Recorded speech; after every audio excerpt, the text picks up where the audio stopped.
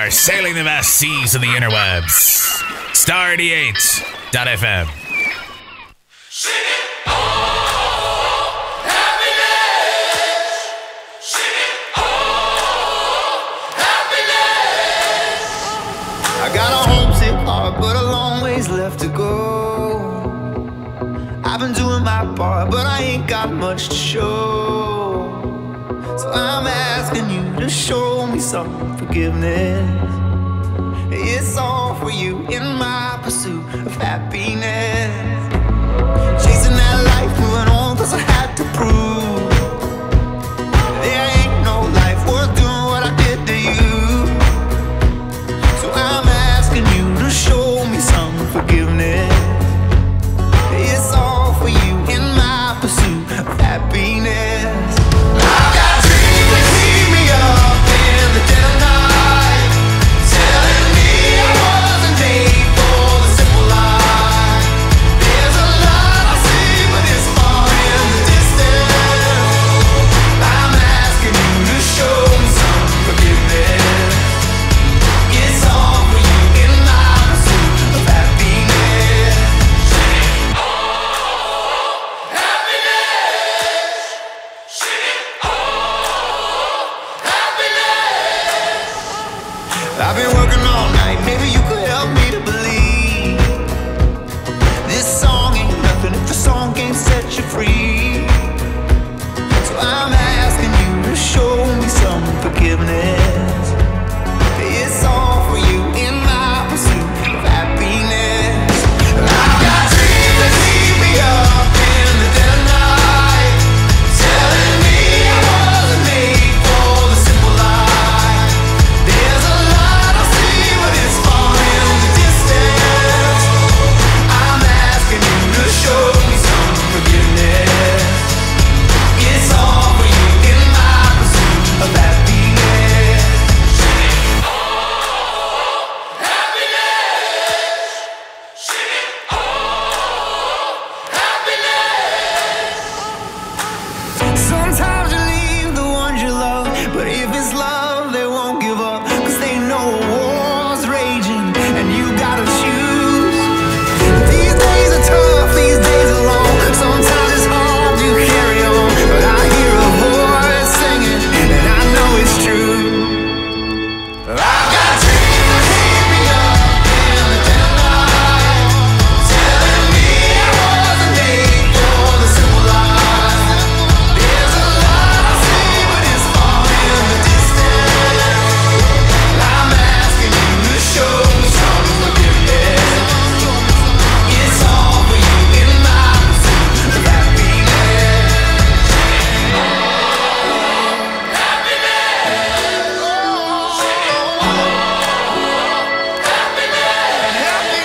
happiness. I'm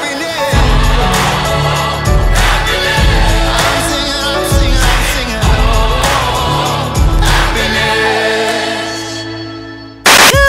Good morning. Welcome to our show. What day is this? That is an excellent question. It's Tuesday, right? That means Wednesday's coming. Say what? Who wants to put on a show? Okay, here we go. Let me bring up one word. Showtime. Yo, it's time for a show today. Welcome to Tuesday. Oh, man. Hey, buddy. Hey, buddy. Good morning. How are you? I am just fan-flippin-tastic. It's Tuesday, and you know what that means. What? I don't know, actually. I was hoping you had something. No, it's like, it's trash day. Oh, on our really? street. Mine's Friday. Okay. There you go. Yeah. Just trying to be a good neighbor, putting out other people's trash, and then you put it up on the curb afterwards. I've only been shot at once, trying to put somebody else's trash in their side yard. It's good, man. It's good. Isn't it illegal to, like, mess with other people's trash? Isn't that the mail? Yes. But there is junk mail. Okay, real question, since it's trash day. When your trash is full, do you wait until it's like 11 o'clock at night and sneak over to neighbors and drop trash? Or how do you do? Let's be honest. I think... Watch, this is when we find out that this is illegal. No, you put it in a bag and you put it next to it. Oh wait, what? Yeah, and then someone jumps out and actually old school like No, yes no. they do. Not on the west side. Yeah, and then there's also something called large item pickup. Yeah, I know about that, but that's But like you never totally have to call different. because if you put a couch out on the sidewalk, it'll be gone in like 10 minutes. Yeah, dude. So, My but grill's like old and decrepit, and I'm like, I gotta put the grill on the you curb. set it out there, dude, and there's like some out of nowhere, some pickups like backing up. Oh, dude, it's But, ridiculous. no, you just put the bag out next to it, and they'll throw it as long as it's like sealed up in a proper bag. Yeah. You know, if you put a pile there, that's not going Right. to happen. Yeah. My neighborhood, like seriously, we've put out anything and everything, like couches, whatever. And they come take it? Oh, bookshelves, everything. And like you give it 17 seconds and all of a sudden it's like, what is that? What is that? And then the neighbors are like, Yeah. and then, honey, I think they're taking. And there they go. They're just driving away. All right. They took That's awesome. everything.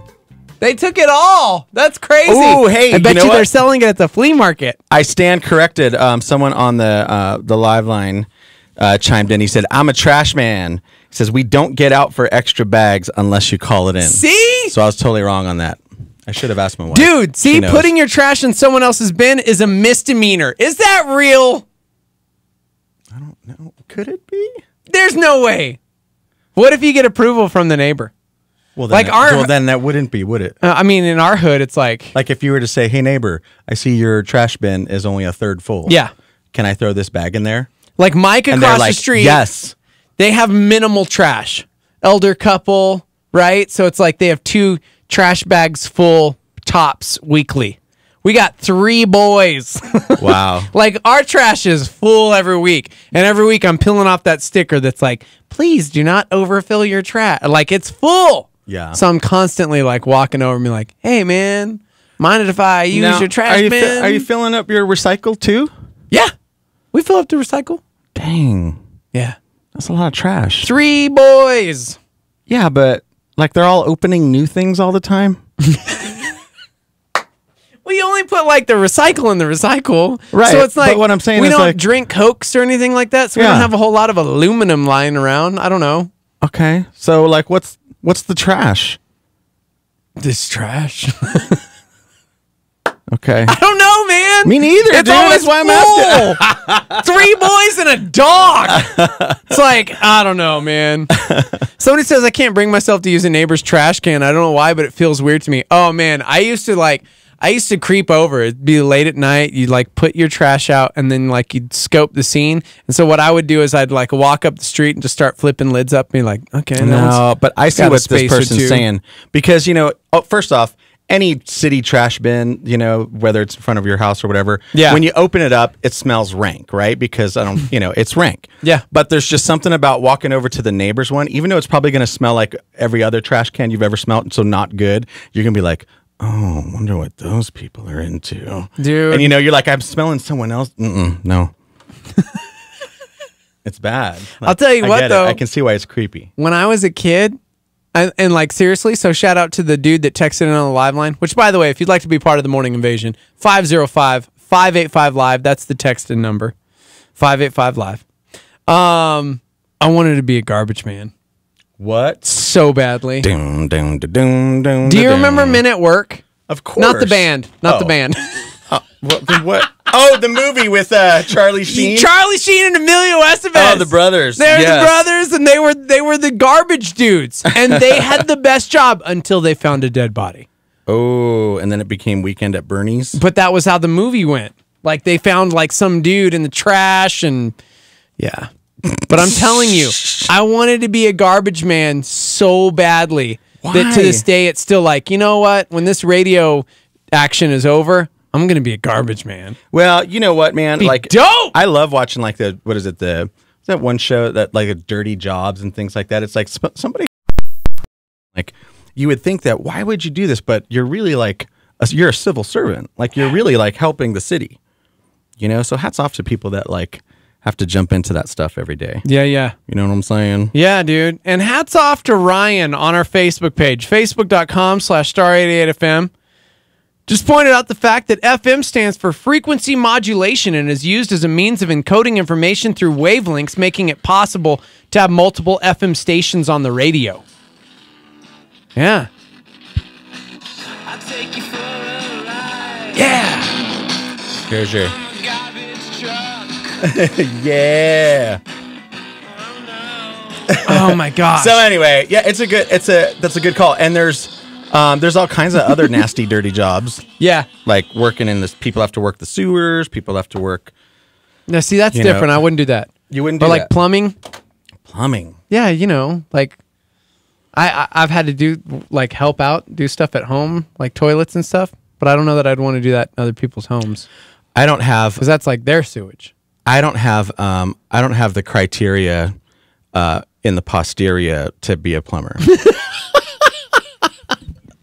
Nah, dude. I've been gotta at have one of shows those. when you're I like ain't got hooking one. up, like No, you're I ain't like got hooking one. up your guitars, Dude, and I everything, ain't and cables, even got and nothing you've got the to crack hold my in the back. belt. That's not, dude. That's like a smile. It's like a smile line.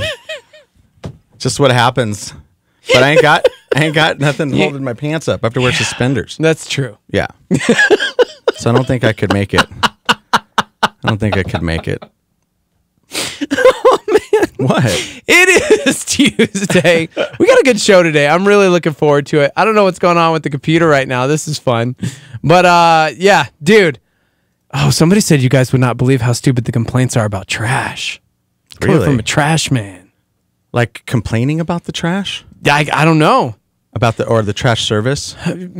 Somebody said the idea is that you're stealing a service that someone else is paying for. So like it's a misdemeanor okay, yeah. to put trash in somebody Yeah, else's trash. because we all pay those fees. Yeah. This guy actually works for a trash business in the Las Cruces area. If you have more trash than fits in your can, you're expected to get a second can and pay for it. Right. Okay. Yeah. So But it's not like that every week. Well, it sounds like it at your place though, yeah? But not every week. I mean, it's like... You can backtrack that now, dude, but you were kind of pretty clear. 4 boys, dude. Yep. Yeah. Somebody says, but what if your neighbor is accused of murder and the cops go through their trash and your trash is in there? Now you're an accomplice to murder. Okay, that just went. Wow. Yep. Yeah. Yeah, that's too much TV. Somebody said, I think water treatment would be the grossest job of all. Is that where we're going with that this morning? What's the grossest job? No. Who can we're not we going offend? there. Well, people that work in gross jobs know that they're gross jobs. It's okay. Yeah. This is true. Yeah. It's not, you're not saying they're gross people. No. It's like, look at this guy cleaning up after the city. What a jerk. It's like, what? Dude. Yeah, man, we got a great show. I'm excited. It is Tuesday. I got a few things going on this morning, and I wanted to kick it off, like we always do, with some good news. good news? Good news, everyone. Good news, everyone. Good news, everyone. Good news, everyone. Good news, everyone. The good news is, start breathing. Have you ever been on an airplane and had to deal with the crying baby? We've all been in this situation. Right. Well, recently a woman named Jessica was flying from Kansas City to Charlotte with her 3-year-old daughter and 4-month-old son. So basically the very last person in existence you want to sit next to on a flight.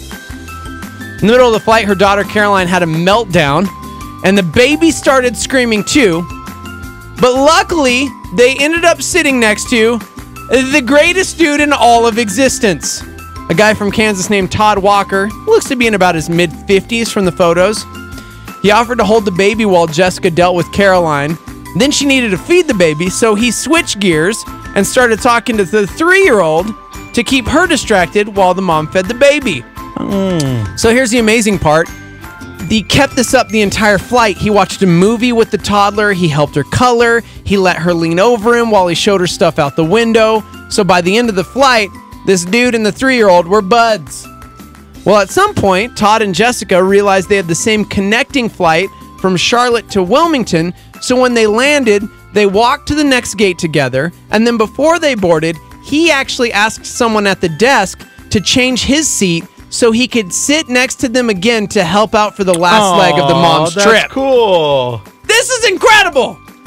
Jessica says that he told her he has 2 kids of his own, and someone helped his wife out when she had to fly a while back solo with her kids. So he was just trying to pay it forward and help this mom out. That is awesome, dude.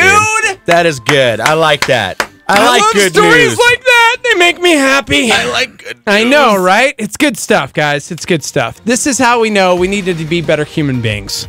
We have it in us. It's possible. Yeah.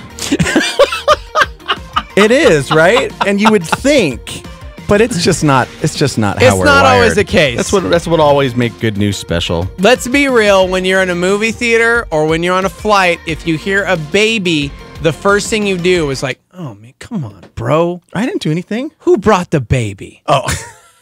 Like who? You already know, Who brings a baby to a movie? Yeah. Yeah. Who brought the baby on a flight? Oh my god! Or when you hear like the little toddler, like in the Thriller movie, it's like not Thriller the music video, but that too. But like who would bring like if you're gonna see like a murder mystery movie, why would you bring a little kid? Like a little, right? And so when you hear that, Daddy, why is that mama? I was like, oh my gosh. It makes me want to go like slap the parent. See? Well, why do we have that? Like this dude could have had that reaction. Huh? That dude could have had the reaction. No. She has to travel someplace. She has to bring up. That's a necessity. Going to a movie is not totally a requirement. That's true. Yeah. They're like, hey, we got to move someplace or we got to go someplace to, there's reasons. The worst offender for me ever was when I saw this movie that I cannot recommend highly enough. Deadpool. For, of course, just, to critique it as a nerd buff, never to enjoy it. It's the greatest movie ever. No. And there was a mom sitting 3 seats away from us with like a 7 and 9-year-old. And they were just... No. And it wasn't like once the movie got going and it got bad and the mom figured it out, she left. It was like they were all in on it, laughing and having a good time the whole movie. And I'm going, man, I'd rather have a toddler at this point than have to listen to these children laughing at these really horrific jokes. Yeah. Like, I don't know, man. You just got to wonder, like, dude, first off, so I think it takes a conscious effort. Like, for me, it's like, guess what? My kids are going to have plenty of time to not be children. Yeah. So I can shelter them, not to sequester them, okay, and get all like, Branch Davidian on the whole thing. But like but I don't need to push them into adulthood faster. Yeah. I don't need them to be like, oh yeah, you should listen to all these cuss words. This is a good idea. Right. Just got to get used to it anyway. They're going to hear it somewhere. Yeah, it's just like, why the rush? Like, just like allow them to have this, protect your children. Yeah. You know what I mean? So I've always tried to like dole out adulthood, pre-adulthood, pre-teenhood slowly. Or at least, Unless it's an 80s movie and you've completely forgotten that literally that happened. every So other I word is learned the my F word. lesson on one movie, and then I never made that mistake again with the Goonies. I made that mistake. I keep forgetting it's the 80s. And in the 80s, they just didn't care. It's just not the way we remember. Oh my Well, you got to remember that in the 80s, it was actually Steven Spielberg who championed the PG-13 rating. Oh, I know. Because there wasn't one before. So it was either PG, really nice. Yeah. And then there was R. Do you remember? And then you'd have some R movies that you're like, well, that didn't really need to be an RR. And then so Spielberg was like, hey, man, we need like something different. And so he actually came up with the PG-13 rating. A little pop culture trivia for you. Do you know what movie it was that changed it to where they added a PG-13 rating? Back to the Future? Nope. Raiders of the Lost Ark? Nope. I mean, no, but... The Fly? Nope. The Man Who Knew Too Little? Nope. Oh, that was PG. The Cannonball Run 2? No. What? If adventure has a name, it must be Indiana Jones. Oh, Indiana Jones. Let's just watch the trailer right now. I said Raiders of the Lost Ark. Yeah, and you're wrong, because it's not Raiders. Oh, it's Temple of Doom. Yeah, it's Temple of Doom. Temple of Doom. It was Temple of Doom because these parents took their kids to see this PG movie, and all of a sudden it was like, oh num shibai, and he's like ripping a heart out of his chest, and it's like, what is happening? There's people melting. Yeah, no, that was also but still, the first I mean, that was one. like it helped Also the instigate this whole first thing. one. Dude, But yeah, we live in a different world because thankfully now there's a PG-13 rating so that we can take our 7-year-olds to see the movie. Wait, what? What? Yeah. Yep, there it is. Anyways, happy Tuesday, everybody. We got to take a quick break. Coming up. Hey, I'm gonna give you a quiz after the break. I'm excited about this. I'm gonna do some clinical jargon with Joey. You guys know I work for Prez. Yep. And so one thing. I would say press. Press. I'm way wrong. Presbyterian. Presbyterian. Is it Presbyterian? It's Presbyterian. They're Presbyans? We don't say Presbyterian. No, they're Presbyterians. Okay. Oh my gosh. You work for Prez, huh? I work for Prez. So Cool, anyway, man. So when I Love went it. there, like the clinical jargon was really tough to get my head around. Yeah. So I'm gonna quiz you on acronyms and stuff. Okay. All right. I'm game on this. I don't know if you know, but you've watched like Scrubs. I was just about to say, I'm You've married seen to Chrissy. House. I've watched House. I've watched ER. I've watched Grey's Anatomy. The Resident right now on Which Fox. not always The like best- legitimate. The best doctor drama I've ever seen, Yeah. bro. So let's just see how well that translated into dude. your. It's going to work out, bro. It's going to work out. It'll pay dividends, I promise. Coming back live from the Dream Style Remodeling Star 88 studio. Stay with us.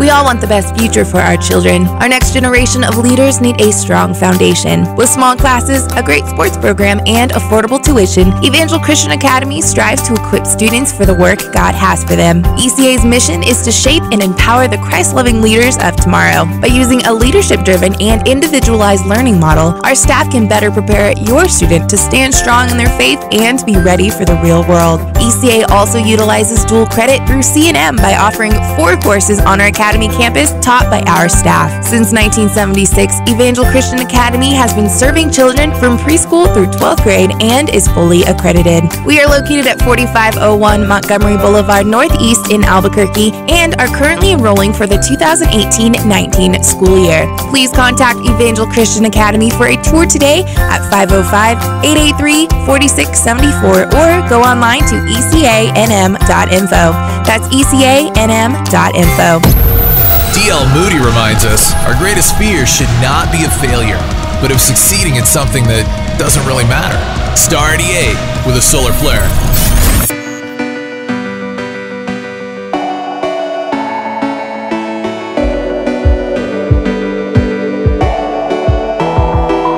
One by one, the waves come crashing in, I'm holding on. But the storm keeps raging. I don't know where to go, don't know where to hide. Can't get away from the darker side. Everywhere I turn, everything I see, something's got a hold on me. So I run from the shadows haunting me. I'll run to the hope that's calling me. I may not see what's up ahead, but I'll trust your promises and run. Run, run, run.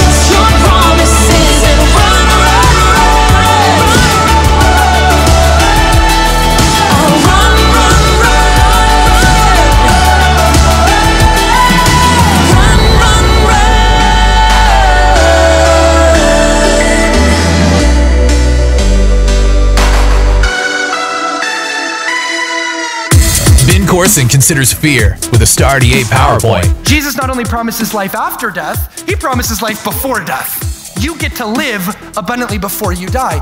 And you have passed, past tense, from death into life if you believe on who? Him who had sent me. If you believe on my Father who sent me, you have passed from death into life. And Jesus said also that if you die, you will live again. That's why YOLO is an awesome phrase, but it's not theologically accurate. I like that idea, but it's not true theologically. According to the Bible, you live twice. Jesus says, though you die, you will live again. You cannot be destroyed, just like energy, because you're a soul more than the sum of your knowable parts. And if you believe on him who had sent me, verily, verily, I say unto you, you have passed from death into life. And you know what? When you believe that God is love, you're going to believe that he created you not to just destroy you one day. He created you to live forever. You're an eternal, immortal being. That's Ben Corson, a PowerPoint on Star 88.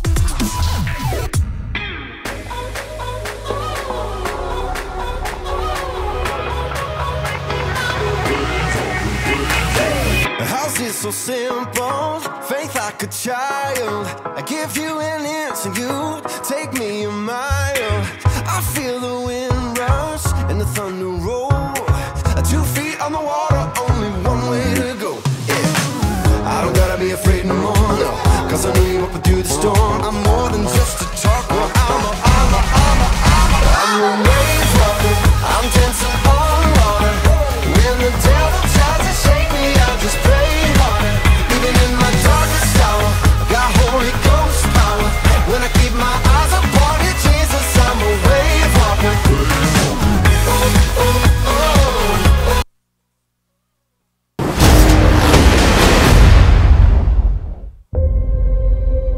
Thank you for bringing us collectively to this moment.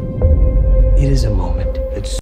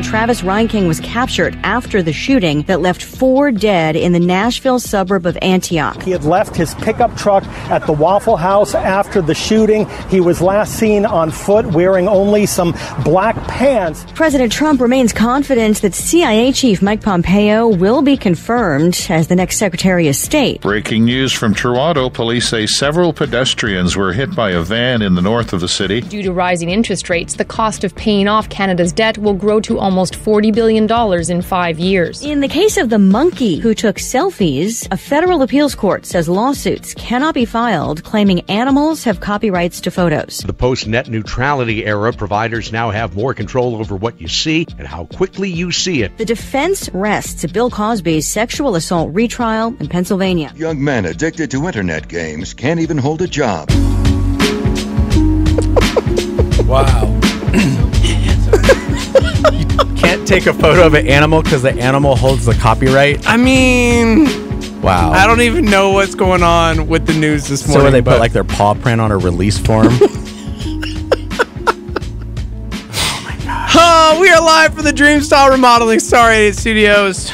Steve-O Barotis. What's up, man? Some of you know him as JoJo. Some of you know him as Joey B. Some of you know him as that cool dude that took photos at the Uptown Apple Store. What's that about? They had me come and do the booth one time. Oh, dope. Yeah. Good old Apple. Yeah. Dude, it's weird. So we used to both work for Apple here in Albuquerque. I go there now, and there's more kids that I don't know than I do. Yeah. And they're usually like weirded out when like Ryan and everybody like bum rushes. Yeah! It's like, I used to work here like 7 years ago. So like, what? The old school people that are cool still remember. What's up, Nicole? How you doing? I think we had they had one of those printers then. A printer. So uses what? Does that use paper? Yeah, that's what they used to print PDFs on. Oh, okay. I get it. Dude, you work in the medical industry. Yeah, so you're a presbyan. So I work for Pres. I'm not a Presbyterian. That's what I'm saying, because you're not Presbyterian. No, that's not a correct you grew up term. Baptist. That's not a nice thing. So it's different. Well, I grew up kind of Pentecostal and Baptist. I was like Baptist-costal. It's like if you raised your hands in worship, like they wouldn't ask me to leave, so that was nice. That's good. Yeah. No, that's cool, man. Yeah. I like that. No fornicating because it could lead to dancing. Right. Those kind of things. I didn't have to worry about that. I mean, that. Didn't you try not to do any of that?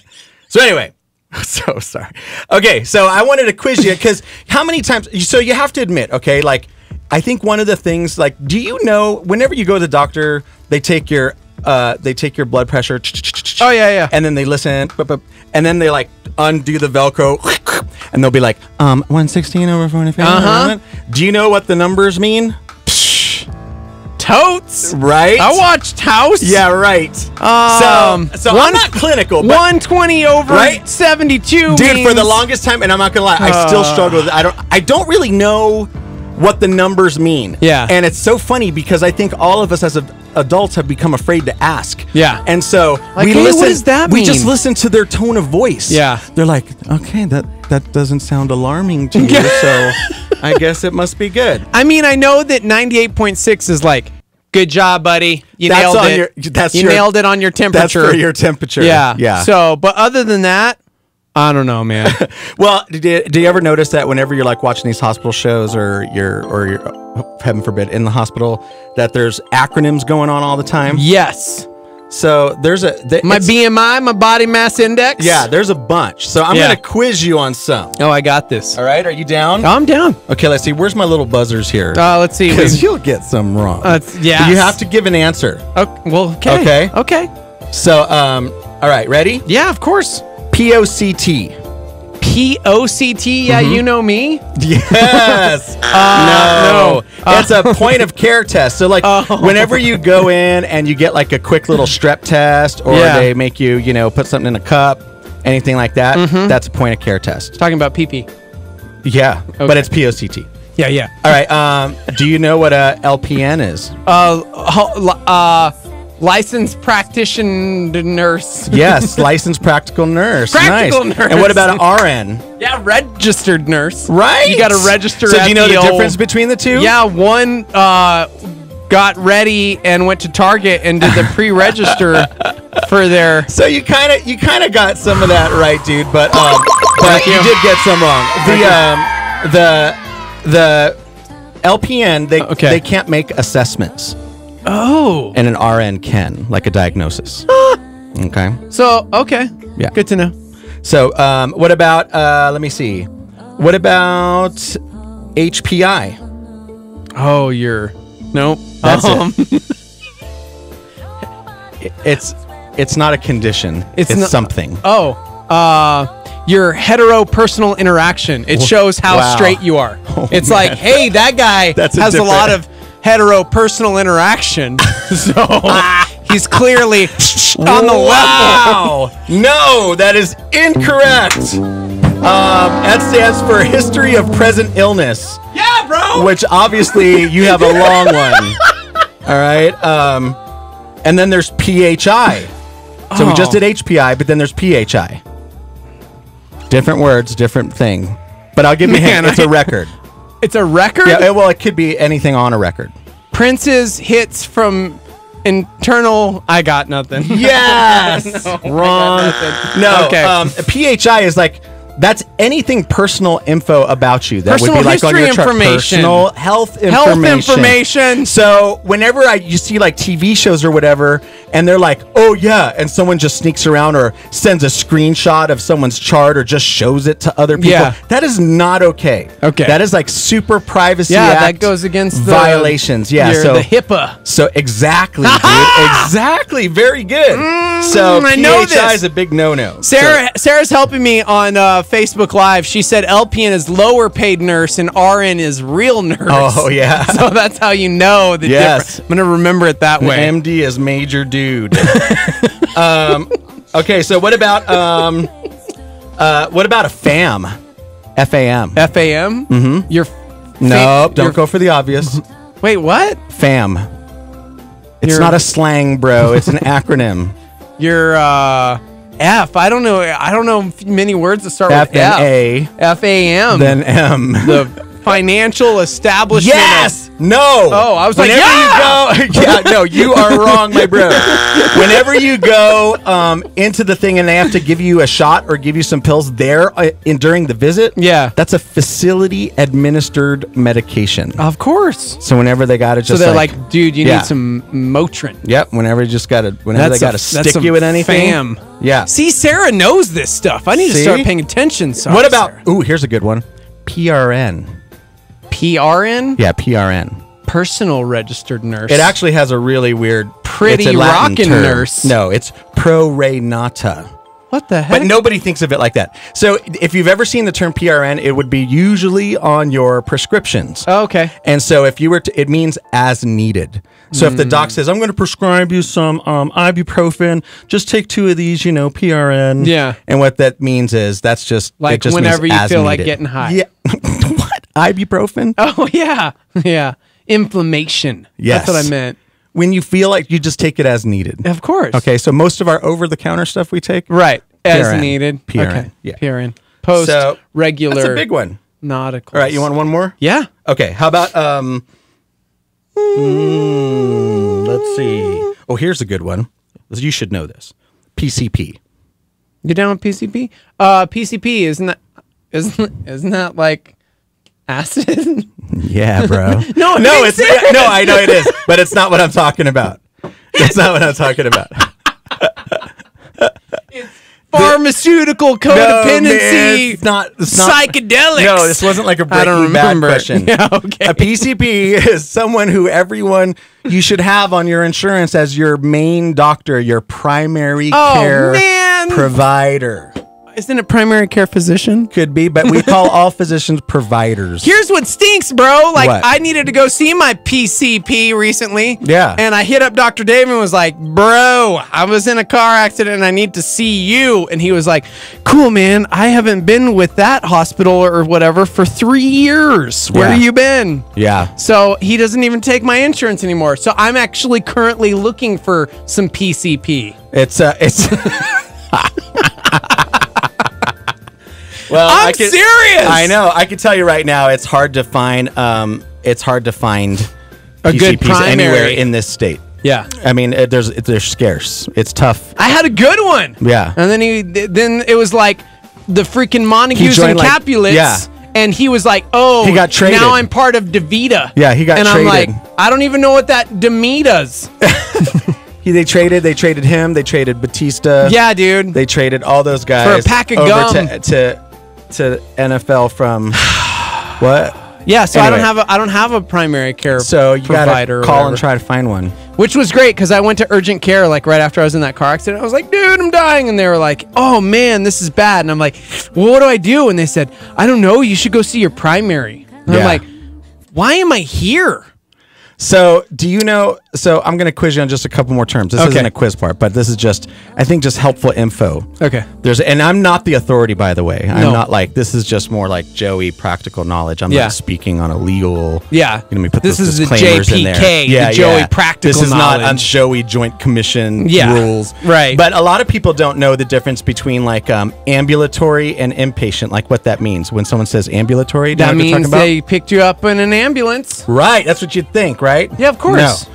So whenever you go to a regular doctor, Yeah. if you're not getting a bracelet, you're not getting admitted, checked in, put into a bed, then if you're walking in for an appointment and walking out, that's ambulatory. So whenever your regular doctor's office, urgent cares, those are all considered ambulatory. But whenever you get admitted, wheeled in, however, in the hospital, that's inpatient. Yeah, yeah. So, but some people don't know the difference of like, hey, when should I go to the ED or should I just go to urgent I know care? what ED is. Right. Yeah, to when the you got that emergency like in your department. late 30s and you were like, I don't know what to do. That was, and I was no, like, that was I when think there's pills for that No, now. that's when I got the education. That's when I was. Oh, right. Yeah, when I It bought was a that little- domain, that was a it was .edu because I had a nonprofit for a while. Yeah. Oh my gosh, dude, I'm rescuing you every minute. So you're the worst, dude. I'll get you back, right? Like you realize I'm just helping. I'm just filling in. I could make this awful for you and not have to wash my hands of it. Oh, that's true. So anyway, so you go to an urgent care when you just kind of like, you're not bleeding out the side of the head, but maybe you're bleeding. Yeah. So it's just not as intense. A lot of people go to the emergency room for everything and they really shouldn't. Yeah. And then you wonder why, like, man, I came in here, you cruised in, you drove yourself up, you're playing video games in the waiting room. It's like, how come these other people all got seen before me? Well, they're massive head wound Harry over here. And you know what that's called when they have to assess like who's priority? That's got a cool word, dude. Okay. I've always hoped I got to say it because I'd hear it and I'd be like, that's a cool word to say. Is triage. Oh, yeah. Yeah. I know that word. So I try to say triage whenever I can. I was like, hey man, is this game good? I don't know. I'll triage it. Right? So triage was always a cool word. I was like, I don't know what that means. One day I'm going to learn. So I got to learn. So that's when they have to say, hey man, this guy, here's the priority. Here's the people that are at risk. Like we got to. Okay. It's not first come, first serve. You're like, I'm number 29. Yeah, it's not the DMV. And they're like, well, that guy's got a gunshot wound. It's like, trust them. And They're you're coughing. All of them are moving fast in there in emergency rooms. And everyone's doing their best, but they do have to do an initial assessment and then they'll get to you. I got to be honest, I'm still not a super fan. Like yesterday, Luke had to go take an x-ray because he jacked his foot rocking some baseball. And just being in there, I was like, I just got the HIV. I just know it because we were in the little radiology department, and there's just people in the corner like, and I'm like, I'm gonna wait in the car. I'm gonna wait in the car. I just got the HIV. I got it. I it's know not it. like that, dude. Whatever. But let's be bro. honest, man. If you go to the hospital, if you have to go to the ED or urgent care, like something's not okay. Yeah, I know. So it's never this like, yay, what's up? Like, Yeah, it's but never then like all of us who were just like hanging out waiting. I think it's a bad idea. So you're bummed out that there was sick people in the place that fixes sick people, that only healthy people should be waiting for results. Because I wasn't sick at the time, and now I'm Magic Johnson. Dude, you get worse than that on the airplane. Incidentally, when you're on an airplane and there's people coughing, you know what the best thing to do is? Is actually to turn the air vents on your face. People are like, I don't want that air recycling me. And those are actually going through pretty gnarly filters. And so that's actually the cleanest air. Is that real? Yep. You it's work totally for real. American. I know Work for American? I know Work for America? Unlike you. Getting all your secret checks from not even the Russians. You're getting the checks from whoever those dudes were that starred in the first Red Dawn. Dude. Right? With the jetpacks. Wolverine! No, the bad guys. Oh, the bad guys. Yeah. Yeah. By the way, ambulo is walk in Latin. Yeah. Therefore, okay. See, somebody said at my urgent care, actually, it is first come, first serve. So sometimes. Don't go there. Well, they're not going to sit there and just leave you there if there's no one else. Right. They're like, we're just going to see if someone got shot. Maybe we just want to help them before you. We're just going to make you wait. 338-3700, the phone number. Good morning. Good morning. Since we're in the topic of medical, yeah, I wanted to have a bone to pick with Mr. Jose. Okay. Who is Joey? Yeah. Which, first of all, what's wrong with Jose? Huh? Like, what are you talking about? You're speaking like you know me. My name is Jose. What's wrong with that? I'm not going to go. Nobody said it's wrong. I mean, nothing's wrong with it. I'm just like, that's cool. That's what Jose means. Yeah, caller, go ahead. What's up, bro? Did you call? Do you always call Jesus Jesus? Did you call him Jesus? Did you take my couch from the curb last week? Because somebody did. It depends on what language I'm praying. Okay. What do you want, Hans? Everyone. Well, the bone to pick last week, you were like, hey, so you were talking about there's blood everywhere. Like, I'm getting caught up. And then Joey's like, oh, dude, we're not in Mexico. And I'm like, oh, okay. My uncle's a doctor in Mexico, and he. And you came out all right? Blood anywhere. I mean, granted, it was a body shop. Dude, my grandpa had to go to the dentist in Mexico because he just couldn't afford it here. Oh. But fortunately, he saved the day. But like, it was, it's not exactly like not covered by your plan. Yeah. Yeah. And there's not as many, this for a fact, there's not as many like rules about like just making sure that you're clean and safe. Yeah. I mean, it's a crapshoot. And you might wind up saying both those words after the appointment. Thanks for the call. Steph reminds us there are some places that have the for sick area and the not sick area. But to me, that's like smoking and non back in the day. You're in the non-smoking section. You still smelled all the smoke. Yeah. So I don't care if there's a sick and a non-sick area. And I'm not gonna naysay, but like, do you remember what was the last, not the HN1V, but what was the bird flu, the swine what flu. was it called, the Allah, what was the big Allah Akbar? No. I saw Homeland. Then they said things and bad things happened. What was the Hanta virus? What was the big one? Hanta what was the big one a couple years ago? Was it with mice? There was this bird flu. There was the one that came that was coming over from that was stunting kids' growth allegedly. Oh, cigarettes. No, yeah, it was heaters, man. What was the name of that? That's what I was told when I was a kid. You don't touch those. It was like, I can't even believe I'm not remembering it. It's the. You sure it's not Hanta? No, it's not Hanta, dude. It's like it was like 2 years ago, 3 years ago. Y2K. No, it wasn't Y2K. Oh my gosh. I don't know why you have me guess these things. Anyway, that last big disease that happened that allegedly we were bringing over from H1N1. H1N1. Thanks, Margot. Thank you. From the zombie apocalypse. Yeah. Yeah. Guess who got that? Wait, what? Yeah. Wait, Zika. Somebody said Zika. Zika! Either one. Guess who got that? Well, not you, because you like don't even hardly remember. Anybody, dude. Yeah, okay. People just freak out. Like, guess what? Like, common cold is here. Not everyone's got like H1N1. Like, there's quarantine procedures. People are paying attention. So, dude, I've actually had to. I was in a quarantine procedure once, and I'm not even being funny right now. Wow. It was. Well, I mean, it was way back in the day, like days before Freedom Fest. Do you remember when I missed one of the Freedom Fests? Because Chrissy took me to the doctor because I had like allergies. Oh, and but you got quarantined. Made the mistake of mentioning the M word, meningitis. Oh. And they thought I had meningitis all of a sudden, even though I hadn't even come in contact with anybody with meningitis. Wow. So they straight up like quarantined me and spinal tapped me. Oh. And I was out of commission for weeks. Yes, dude, I remember. It was weird. All of a sudden it turned like 24 style and I was like in this room and everybody's in like these crazy hazmat suits trying to like spinal tap me for meningitis. Wow. And I'm like, cool, man. Oh, turns out it was allergies. But now I'm going to miss the Foo Fighters. Because I had front row tickets at Red Rocks. Oh, but man. I couldn't stand for weeks because they took all the spinal fluid out of me. Ebola. Sorry. I couldn't stand. The disease I was looking for is Ebola. They chimed in. I was trying to remember because I remind me of Berlin because it's like Ebola, but it's Ebola because I'm from Berlin. So yes, Ebola. So yeah, nobody got that. Nobody got Ebola. Nobody got Ebola, dude. Okay. So, but we all freaked out about it. Yeah, dude. know? What about the avian flu? That was when you drank like really expensive water. Right. That's just called stupidity. Yeah. Yeah. That's a tough one. Yeah. Nobody wants to get that one. Nobody does. Yeah. Anyway.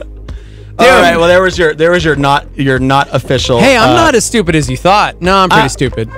No, dude. It's just I got some of them. It's more about people knowing. Like half of those acronyms can be used in the same field, and mean something completely different. Dude. So speaking of ER, yeah. Last night at an ER here, they locked it down the hospital because of smallpox.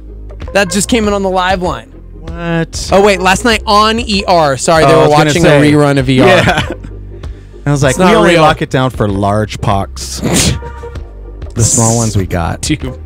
What? That was a dad pun. It was so bad. Coming back, I got a list of the 100 best boy band songs of all time, courtesy of Billboard magazine. We don't talk about this because the top 5.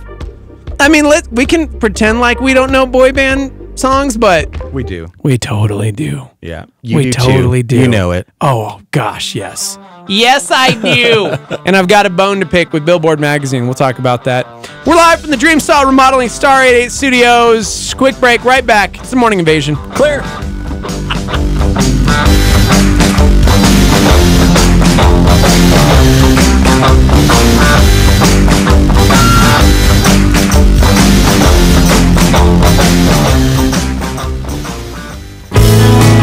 Tyson Motzenbacher at the Lobo Theater. I tried, I made a moment of it all night. Another 100 miles a day to life. I found that May 1st, Tyson Motzenbacher with special guests Matthew Wright and John Van Dusen. I tried to love you.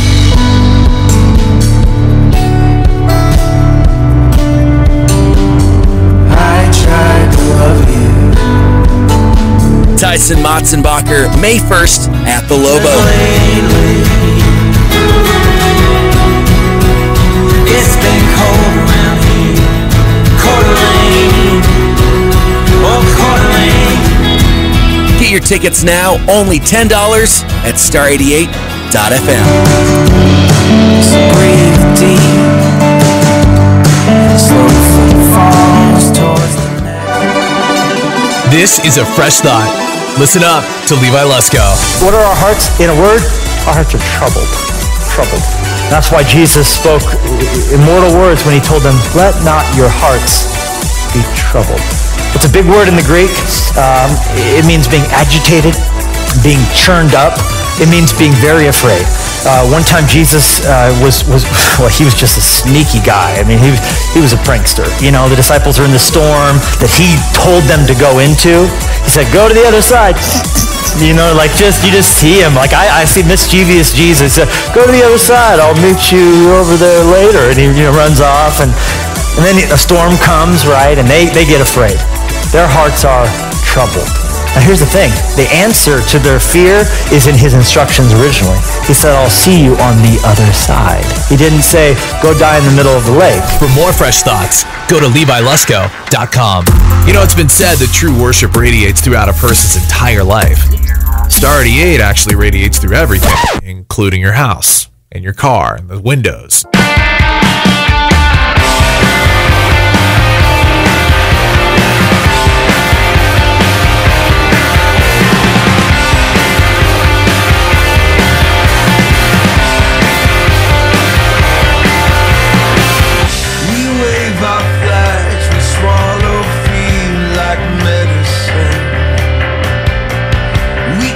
The hands of prophecies and their congressmen.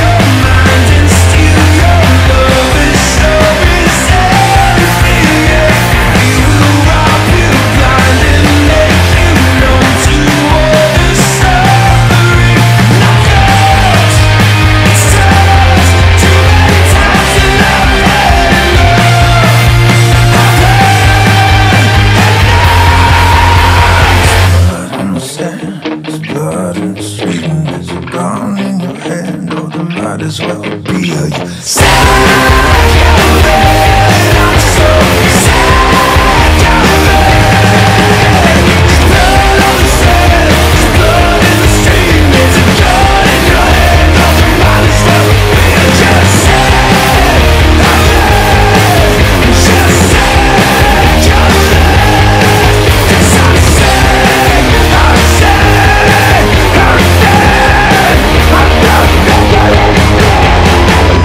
This is Star 88 at 88.3 FM, KLYT, Albuquerque, Santa Fe, and online at star88.fm.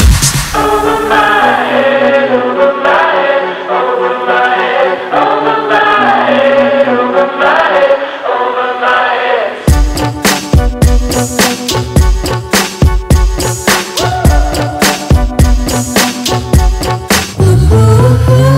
There's only startup on TV in this hotel room. Reminds me of all the things you think I don't understand. It seems like you and me, we keep losing connection. Whenever you talk to me, it doesn't make any sense. Don't know what you meant, it's always over my head. Yeah, over my head. Yeah, it's so over my head, over my head, over my head, over my head, over my head, over my head. Is it too late? Too far gone to fix this? Over my head, over my head, over my head, over my head, over my head. You take the simplest thing and always complicated. Talking in circles got me dizzy like a merry-go-round. It shouldn't be so hard to have a conversation. I'm sick of fighting with your ego, I wish you would admit. But I don't understand, it's always over my head. Yeah, over my head. Yeah, it's so over my head, over my head, over my head, over my head, over my head, over my head. Is it too late? Too far gone to fix this? Over my head, over my head, over my head, over my head, over my head. So tell me all the things that you are thinking. Tell me what it is that I am missing. Don't want this to slip out through our heads. Don't want this to go over my head, over my head, over my head, over my head, over my head, over my head. Is it too late? Too far gone to fix this? Over my head, over my head, over my head, over my head, over my head, over my head, over my head, over my head, over my head. Is it too late? Too far gone to fix this? Over my head, over my head, over my head, over my head, over my head, over my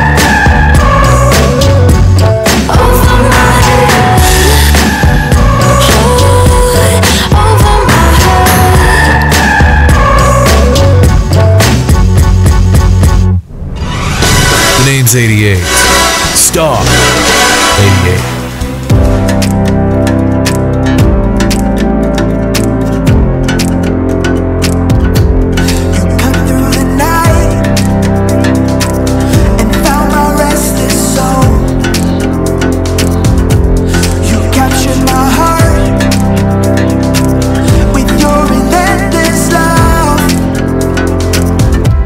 And I'm breathless now.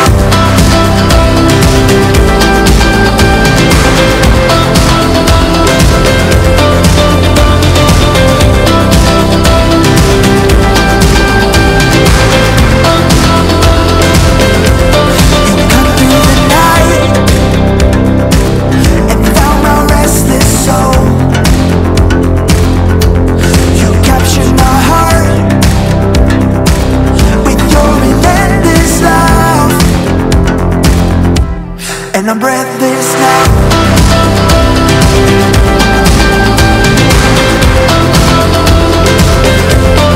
Love came alive, opened my eyes, bringing hope into my darkest night. Love found a way to break all our chains. Now we are dancing the night away. You are the only reason I'm alive. 'Cause your love came alive.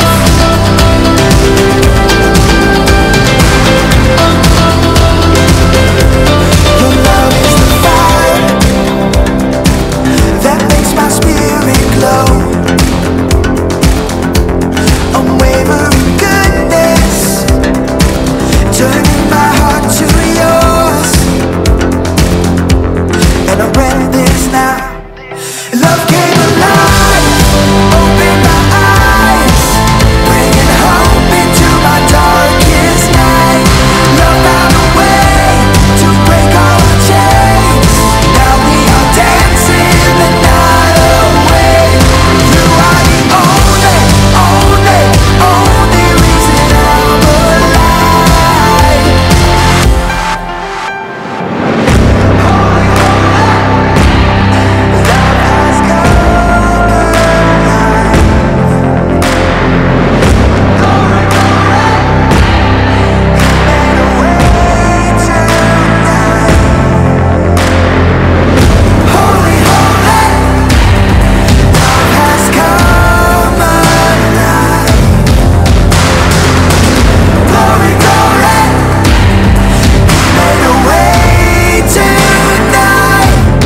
Love came alive, opened my eyes, bringing hope into my darkest night. Love found a way to break all the chains. Now we are dancing the night away. You are the only reason I'm alive. 'Cause your love came alive.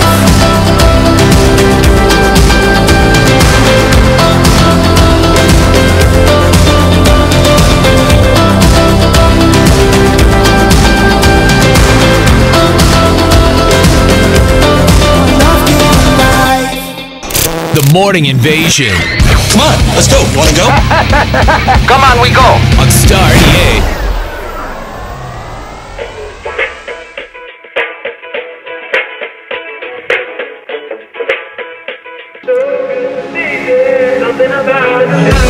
Oh, snap!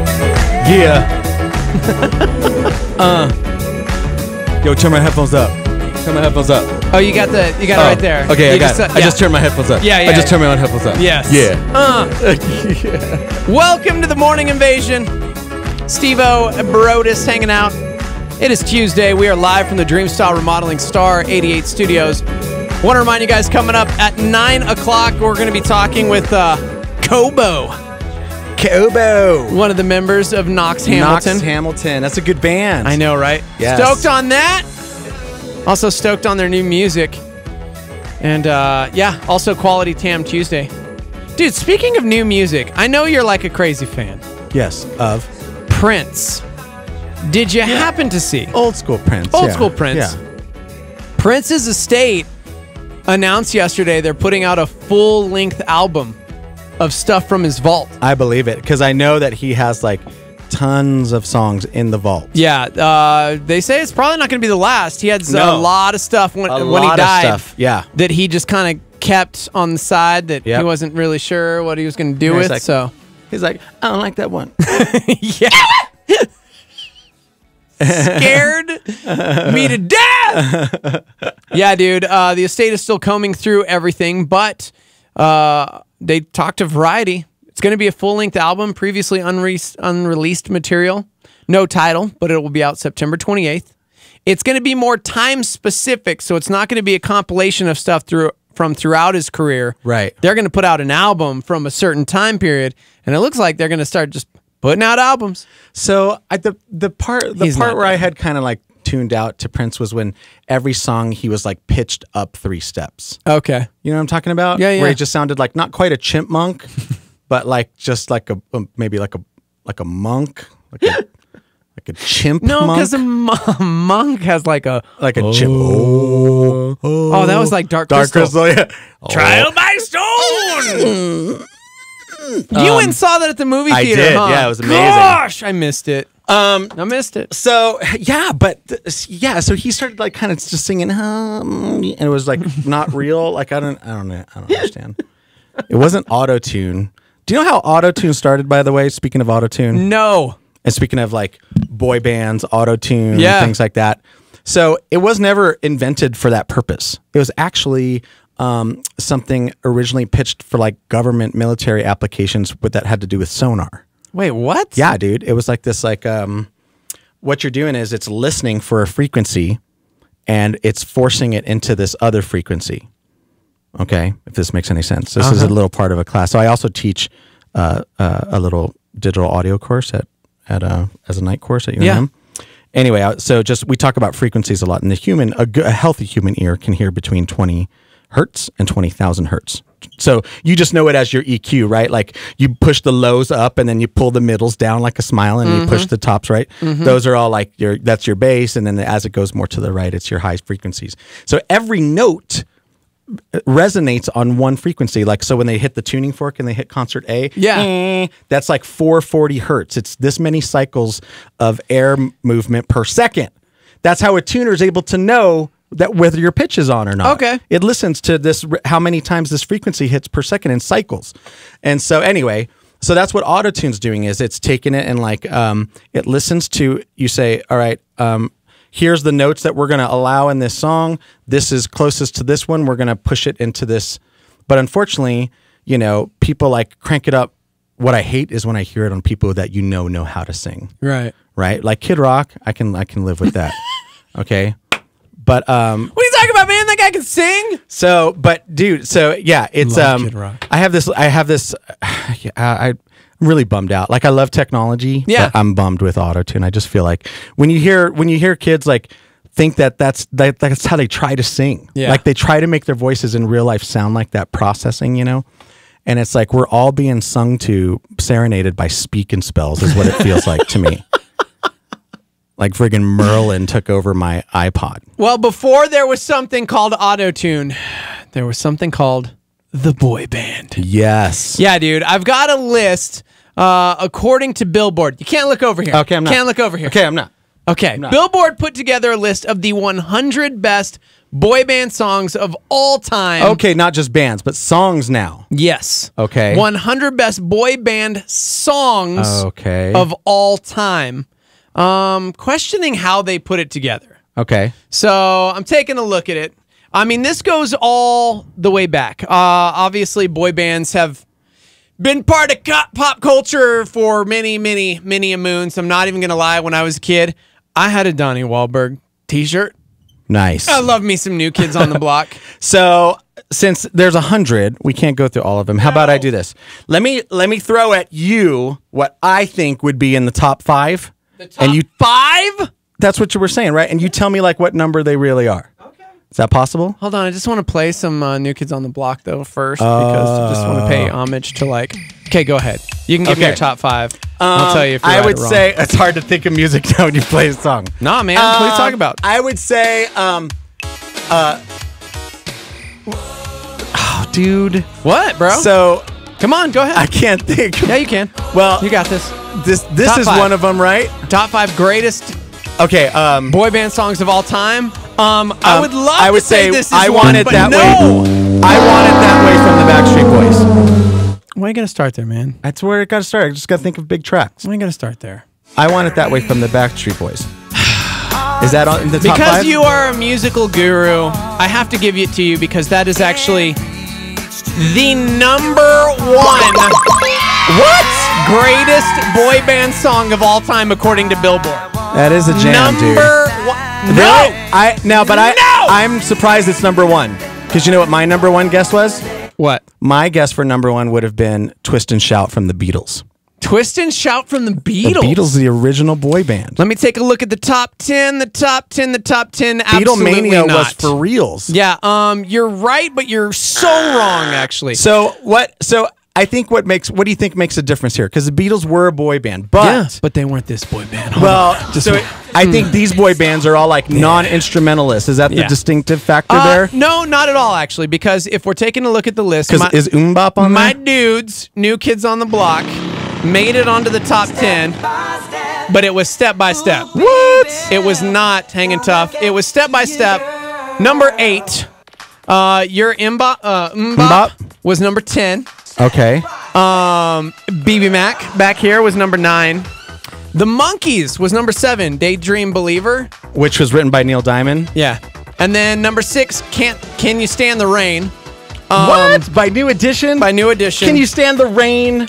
I was pretty bummed because they had way better jams. Back in, the 90s, early 2000s, there were 2 boy bands, really, that were fighting for the top spot. And I thought this one was better, in my personal opinion. But Tearing Up My Heart by NSYNC was number 5. Wow, that's weird. This was number 5. Okay. On the list of 5 greatest, or top 100 greatest boy band songs, according to Billboard, anyways.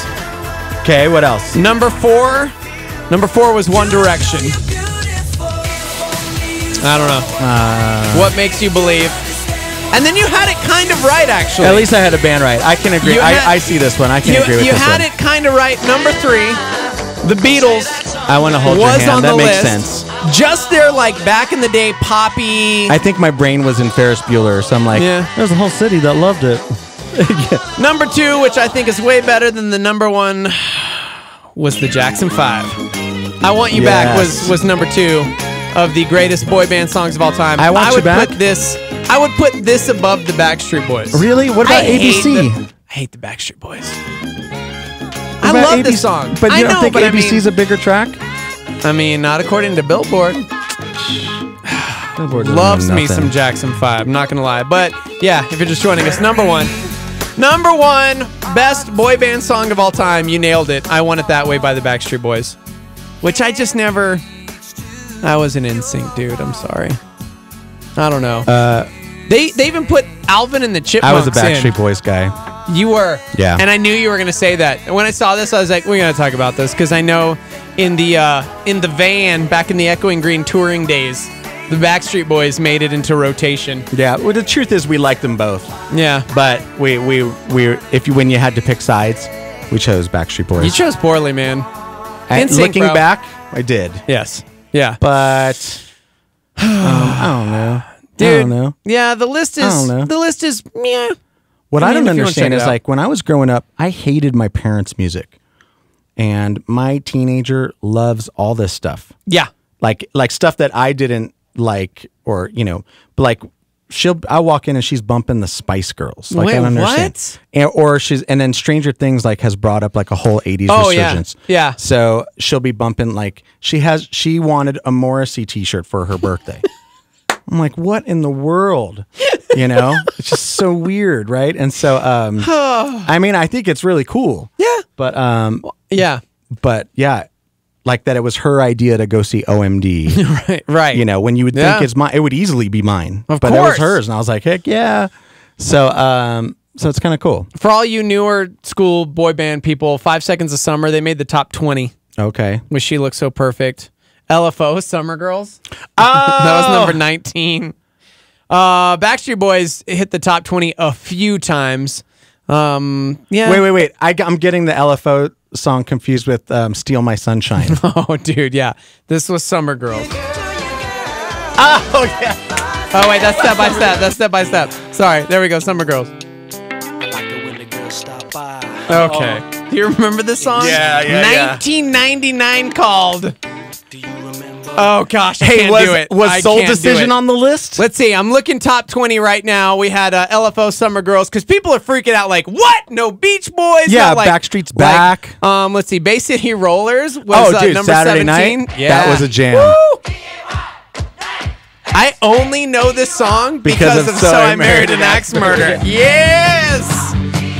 Okay. That was a jam. Your Jam ABC was top 15. The Jackson 5 ABC. Okay. This is from, dude, Dick Clark. Are you kidding me? Oh, come on. Look at MJ when he was MJ. Man, this is the best MJ right here. Loves me some Jackson 5. If you're just joining us, Billboard ranked the top 100 boy band songs of all time. Number 15, the Jackson 5 ABC. Number 14, some New Edition. They made the top 15 like a couple times. Dude, they were really good. They were really good. My first concert was Belle Biv DeVoe, Keith Sweat, and Johnny Gill. So thank you. Thank you, New Edition. Your mom took you home early. So, you know what's funny? We interviewed them not long ago. Oh, yeah. Dex and I got my mom on the phone, and I made Belle Biv DeVoe apologize to my mom. Yes, dude. I'm like, you apologized to my mom for stripping on stage. I was just a little kid. I didn't know any better. I honestly, personally think this was NSYNC's best song, but for some reason, it was not. I get Tearing Up My Heart's like a big deal, but I thought Bye Bye Bye would have been closer at the top rather than Tearing Up My Heart, but I'm wrong. But yeah, let's see. I'm looking for the Beach Boys, guys, and I'm sorry. They're not even in the top 20. Take that. Take that. I don't even know who the... Okay, I'm sorry. This is apparently number 11 on the greatest boy band songs of all time. Is this Free Fallin'? I don't even know. Is this Tom Petty? This is a UK-based band, and I guess they reached near Beatlemania. Must be like in the UK. Yeah, I won't. Does anybody take any know of that. this? Take that. Anybody? No. Back for good? No. What about come my lady, come my lady? Oh man, see, I'm like, is that a boy band? I don't. Not really. No. Okay. The Monkees, 21. The Beatles were on there a few times. Jodeci, some more NSYNC. The Jackson 5. Menudo. 112 featuring Biggie Smalls, dude. There's no Menudo featuring Biggie Smalls. I feel like all these older people need to like file a complaint with Billboard because the Beach Boys are not anywhere on this list. Right? I mean, their name is the Beach Boys. They've got to be a boy band, what was right? that band down there? Which one? Is that Together? Together? You plus me equals us. Calculus. Yes, dude. Do you remember that song? Oh, my God. Phone lines are open, 505-338-3700. Welcome to the show. Hi. Hey. My name's Paige. I'm a first-time caller. Hi, Paige. First-time caller. Thanks for calling. How are you? You know, good. Just real good. Good. Just real good. So I was actually calling because I think that your knowledge on boy bands is impeccable. Oh, well, thank you. I mean, I know some things about boy bands. is that well, terrible? when you mentioned he knows the stuff. Yeah. When we mentioned what? LFO. Oh yeah. Yeah. I Yeah, mean, he knows his stuff. He knows his Click 5. Little sad One Direction story of my life was All the Way Down at 65 because that's their best song ever. But that's cool. I mean, you know. So, thanks for calling, first time caller. Absolutely. You guys have a great morning. you too, Paige. All right. Good morning. Welcome to the show. You guys actually mentioned Crazy Town on your show? Yeah. Oh, hey there, Gentry. Hey, Matt. Hey, man. When are we gonna do a reunion? I'm thinking Friday. Are you Yes. really? I mean, it's like Flashback Friday. It would make sense. It'd be perfect. Yeah, and that's Sam what I was Swan thinking. usually comes in and hangs out for a bit. So a guy that I met because of you. He's in Denver. Who comes in on Friday? Sam Swan. You know. Oh, I don't want to. He's on sabbatical. He won't be there. Well, a lot of people are like, "Hey, where's Gentry? Why haven't we gotten all of them together?" So will we see you Friday? Yeah, Friday. But I want to say something. Backstreet Boys. Yeah. Yes. Absolutely one of the best shows I've ever seen. Really? You've Stop seen it him right play? now. You and Joey make me so sad because both of you have that show that I'm like, why were you there? Because you just said that. I was never at the Backstreet Boys. I know you weren't, but you know this. Do you know the show I'm talking about? There's one show that I've always been befuddled that you say, dude, this was a really good show. And I know Gentry's going to agree with you because he loves him some of this band. Yeah. Okay. Yeah. I think I know who you're going to play. I always made fun of this band. Yeah. And we then- did together. And then I had a pastor friend of mine who's like, "Hey, you're like cool, Uncle Bro. If I pay for the tickets, would you please take my teen daughters to the show? Because I don't want to go." Go ahead. Talk And about so I was Creed. like, okay. Go ahead. So talk I went about to Creed. Oh, gosh. And I couldn't make fun of them after that. You know how you see like a band that just rocks live? It's like I couldn't deny it, even though he was doing like the Sorcerer's Claw and everything. Yeah. That's you. What you know? band are you talking Creed. about? Creed. Sorry. We're talking about Creed, Gentry. Creed. You know. I haven't seen Creed. Yeah, good. Do you know what I saw? I thought of you, Gentry. You know what band I saw on vinyl the other day? Pretty Maids. Shut your face. On vinyl, dude. I don't even know who that is. Me neither. This It's is one you of guys- Gentry's favorite bands, though. Really? Yeah. They got this Oh, dude. futuristic. They have a song called The Claw. Awesome. No way. No, I'm just kidding. Okay, I was gonna I'm like, you're just Anyway, making stuff up. At this. I took my daughter to Backstreet Boys when she was 10. She blew her, it just blew her mind. And I was impressed with the production, and actually the guys can sing pretty good. Yeah. Okay. Yeah, it's always So, a bummer. yeah. Like, it's probably not a good idea to go see a band that you want to perpetually hate for the rest of your Yeah, life. yeah. Especially if they're kind of good, and you're gonna you can't deny it. Like, even that was a good show, man. Mm-hmm. It happens. It was a little weird, to be honest with you, because I took Amanda. We had front row center So you're for this, that show. you're this one tall, bald head. Yes. Amidst all That this is amazing. all this preteen spirit. Oh my It was gosh, it was that a is sea hilarious. of teenagers, a sea of teenagers, and they were half my size. I looked Like a I must have just creeper, looked dude. like Yeah. the biggest creeper ever. Oh my gosh. You're like, he's a security guard. It's okay. There you go. Amazing. Anyway, I'll see you guys. Dude, Friday. we're so yes, pumped. dude. Friday morning. Yes. Three Amigos reunion. Pumped. Yeah, are you going to run the board? Are you going to take over? I'll teach you how to I press don't know. buttons. You're in the chair, bro. I don't want to take away from you. I don't want in the chair. I don't want this chair. You can have it. Anyway. Dude, Matt, we're we'll pumped, figure it man. out. I'm stoked to see you. Go. Okay. Perfect. Bye. People are losing their minds. Listen, guys, before you lose your minds, just remember, it's Gentry, okay? Let's just take it with a grain of salt. I really Something hope could he's come here. up. Really hope Something he's here. could come up. Yeah. No, Dude. he'll be here, dude. I'm He will. stoked. He will. I'm Yeah. so excited. That's happening Friday morning, Three Amigos reunion. So, Someone said DC Talk, greatest Christian boy band. no, bro, +1. +1, dude. +1 was way better.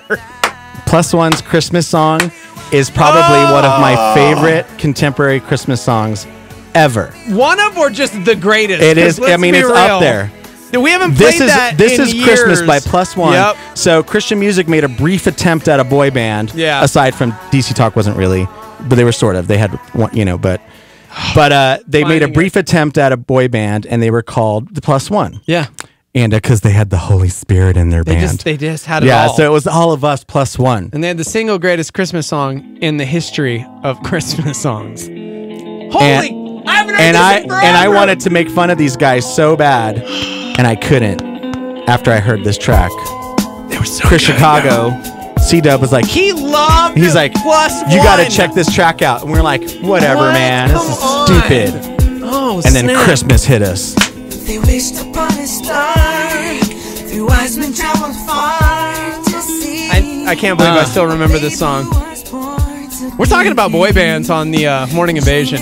I don't know what happened. He has that high, and then you don't, and they all swap voices, and you don't know which one's singing when. Like, here it is, enter other guy. I got a high voice too. He sounds just like the other guy. All right, now 3 of the 5 guys together. I love this. Bust it. Can you feel the spirit in the air? Giving hope to people everywhere. Celebrate. Other 2 guys. This is Christmas. I can't believe that. Gosh. That's a jam, dude. I love it. I guess the real question is what constitutes a boy band? Like, what counts as a boy So- band? Because people are kind of freaking out because there's a band on here from the 90s that it's like, oh yeah, where's Boys to Men? Right. Not on the top 100. Well, the answer is actually in the question. Oh, because They started off, they're a men but band? that's a man band. Oh, yeah. Which is true because It's a girl. a member of the East Coast What? family is Yeah. on there, but Yeah. it's another Boys to bad Men. creation. Yeah. Remember ABC? Yeah. This was the ABC I knew. Joey and Chrissy opened for ABC one time, and I lost my mind until I realized it was the wrong one. Another bad creation, Aisha. 1990 just called. Oh! See? Yes! When I think Aisha, I don't think of this. I think of Aisha. Aisha. Man. There she go again. So there it is. I think there should be some clarification because there should people got. I think it was any band that had like a mania about them, that had like rabid like girl fans like screaming outside the hotels and lining up. You know, I think is what probably in pop culture constitutes a boy band. I think that wouldn't you say it would be fair, dude, that would say like maybe in the late 80s into the 90s that bands that were actual bands kind of dropped off that list. So Beatles, Beach Boys, things like that. It became vocal bands. Yeah. So it was like there was more about like dance moves and a cappella harmonies with a beat. So, you know, yeah. and so you never saw these guys with guitars. Exactly. So you see what I'm saying? Yeah. So like it became a giant like the Voice kind of thing. They put the Beatles on there because the Beatles well, are because they had Beatlemania. Because they had teen girls going crazy is why. So I think that's what, you didn't really have teen girls going crazy over Nirvana. I mean, I was a teen girl once. And what? Smelled like Teen Spirit. Yeah. Just all after. Yeah. According to Billboard, what constitutes a boy band, there are common elements most everyone can agree on. Obviously, being a boy band core. Here they go. Matching outfits, harmonies and dancing, major pop choruses, a puppet string pulling man behind the scene who put it all together, a general sense of ridiculousness. But pretty much all definitions, boy bands need to have at least 3 members, all male, and that's essentially what they looked at. I don't know, dude. The Beach Boys are not on there, but the Beatles are. And what about? So I don't understand how boy bands are like still around nowadays. I mean, but like in some boy bands, I just can't even tell. Did you listen to the new Harry Styles? No, like BTS. Like I always thought that was behind the scenes. But there's this like a kind of like, I guess I don't think K-pop's the right word, but it's like have you seen the Asian boy band BTS? No. I mean, I've seen them, but I don't know. Yeah, I they all look name like any real of their life songs. anime characters with like super heavy makeup. Yeah. Yeah, I couldn't tell you. I think they have a song called Drop the Mic, but I couldn't know how it goes. See, somebody said, wait. So then would Bone Thugs count as a boy band? That's a man band. Boom, boom, boom, boom. They have some good harmonies. Tell me didn't. what you gonna do when like a man of mine. How come a cappella wasn't a boy band? I mean... Or the Oak Ridge Boys. Alabama, for that matter. Yeah. I mean, come on. Yeah. It gets hotter than a hoochie coochie. Yeah, you can't. Yeah. Thunder Road. Oh, okay, that's Garth Brooks. I just blend in all my country because I only know like 3 country songs. So I guess they're one member short because I was just about to say Tears for Fears or they're Wham. a duo. Those are all duos. So boy band, I don't know. Everybody just became a band, I guess. All right. Whatever. Yeah, but see, like Duran Duran wasn't a boy band. Yeah, but they were all... But they were like real musicians. Billboard! And there was girls You're going just crazy making about us them. mad. I think because they were all androgynous, people didn't know. They're like, those guys have a lot of makeup on. Yeah. So, 100 best boy band songs of all time according to Billboard. There you go. I Want It That Way, Backstreet Boys, 1 out. All right. Taking a quick break. I'm mad, bro. Need some New Kids? Need some NSYNC? Some 1D, yo? 1D? Yeah, One Direction. Oh, sorry.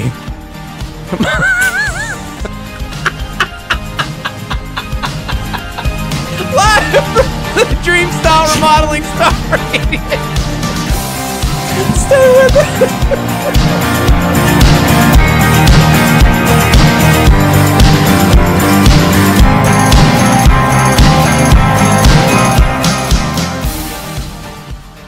Tony Evans. This is a Star 88 Supernova.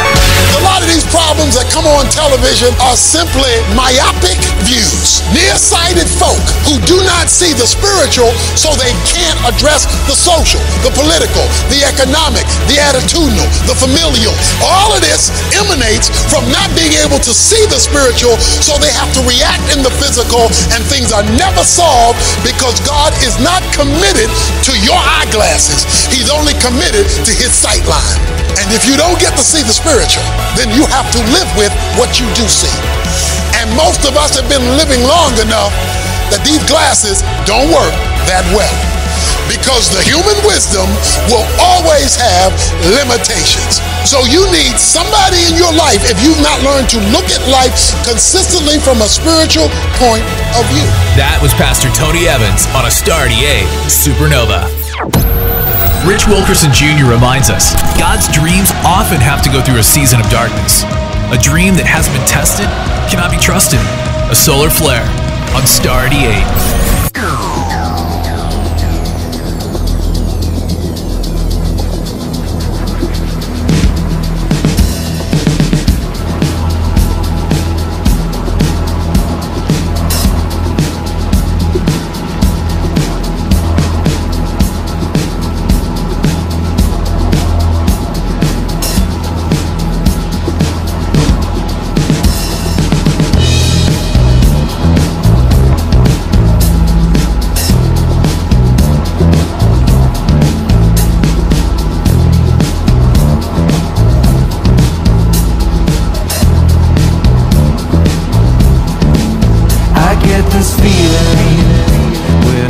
They may be watching me.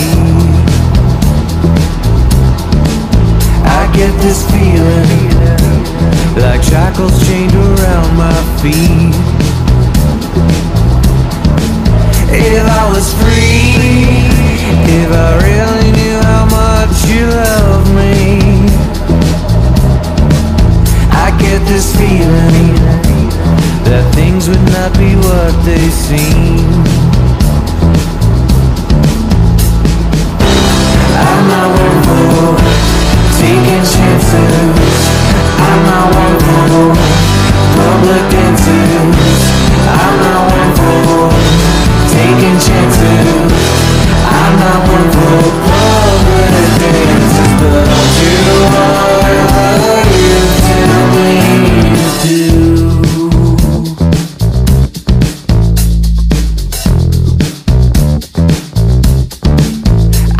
This feeling when my image may be on the line. I get this feeling like I better play it smart this time.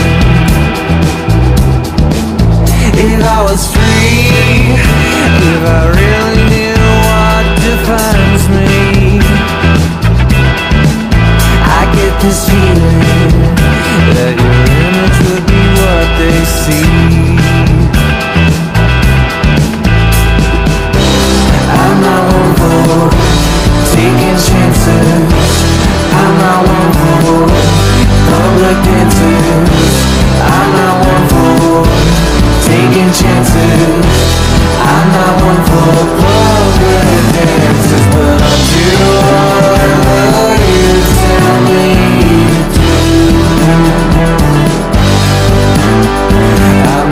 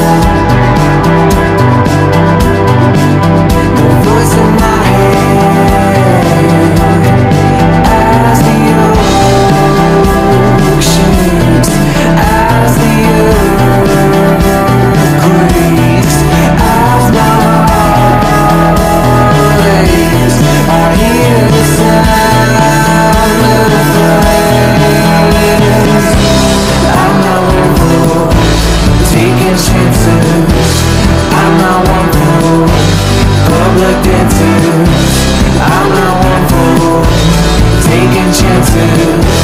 I'm not one for public dances, but I'll do whatever you tell me to do.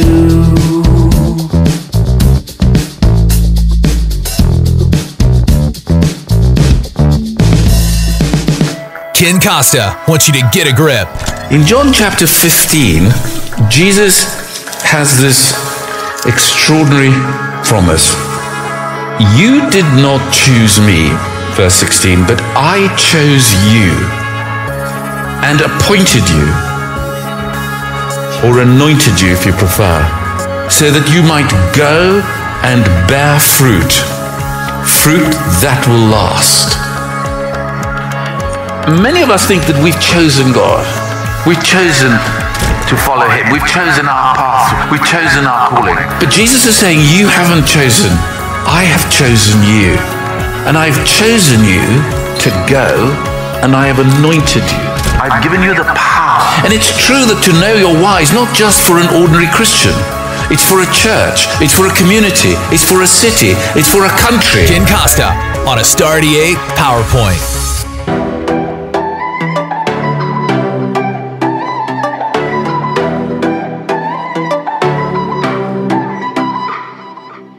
Even deeper, hope is out of view. Becoming a believer of what ain't even true. I focus on my issues, that's just what I do. What did I get into? I'm really needing you. Nothing can hold me back, it's all in your control. Nothing can hold me down, I am letting go. Give you all my troubles, I'ma give you all my worries, all my fear and all my struggles. I'ma give you all my problems, I'ma give you all my failures. I know only you can solve them. I'ma give it.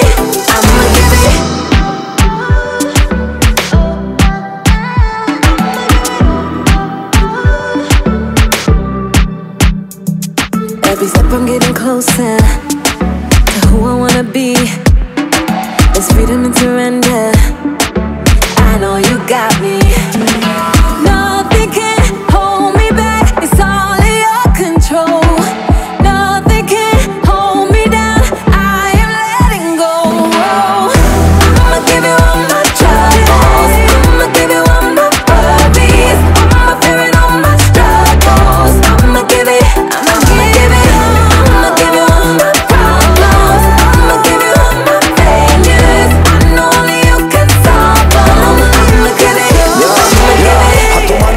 Sale bien, a mi manera todo sale mal. Si no eres tú, no existe quien me pueda a mí librar de un final fatal. Iré donde tú vayas, ganaré solo si tú peleas mis batallas. Tú nunca fallas, me rindo a tu voluntad. Tú eres mi vida, camino y verdad. A ti me rindo, te lo doy todo. I know that you got me. Oh man. I'ma give you all my troubles, I'ma give you all my worries, all my fear and all my struggles. I'ma give it. I'ma give you all my problems, I'ma give you all my failures. I know that you can solve them. I'ma give it. I'ma give you all my troubles, I'ma give you all my worries, all my fear and all my struggles. I'ma give it. I'ma give it.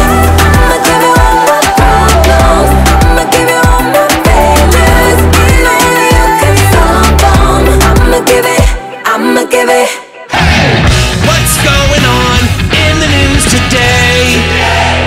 29-year-old Travis Reinking was captured after the shooting that left 4 dead in the Nashville suburb of Antioch. He had left his pickup truck at the Waffle House after the shooting. He was last seen on foot wearing only some black pants. President Trump remains confident that CIA Chief Mike Pompeo will be confirmed as the next Secretary of State. Breaking news from Toronto. Police say several pedestrians were hit by a van in the north of the city. Due to rising interest rates, the cost of paying off Canada's debt will will grow to almost $40 billion in 5 years. In the case of the monkey who took selfies, a federal appeals court says lawsuits cannot be filed claiming animals have copyrights to photos. The post-net neutrality era, providers now have more control over what you see and how quickly you see it. The defense rests Bill Cosby's sexual assault retrial in Pennsylvania. Young men addicted to internet games can't even hold a job.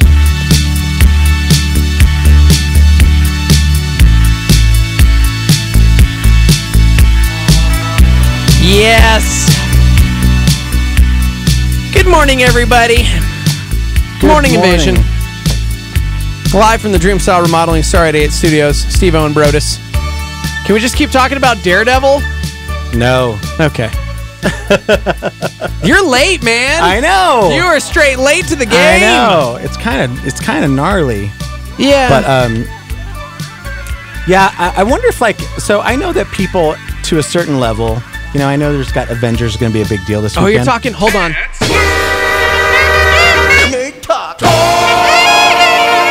If you're going to talk Nerd Talk, we have to have the Nerd Talk intro so you can talk about comic book stuff. See, that's the thing. I'm not going to do that. No, go ahead. I just want to talk about it just for a minute.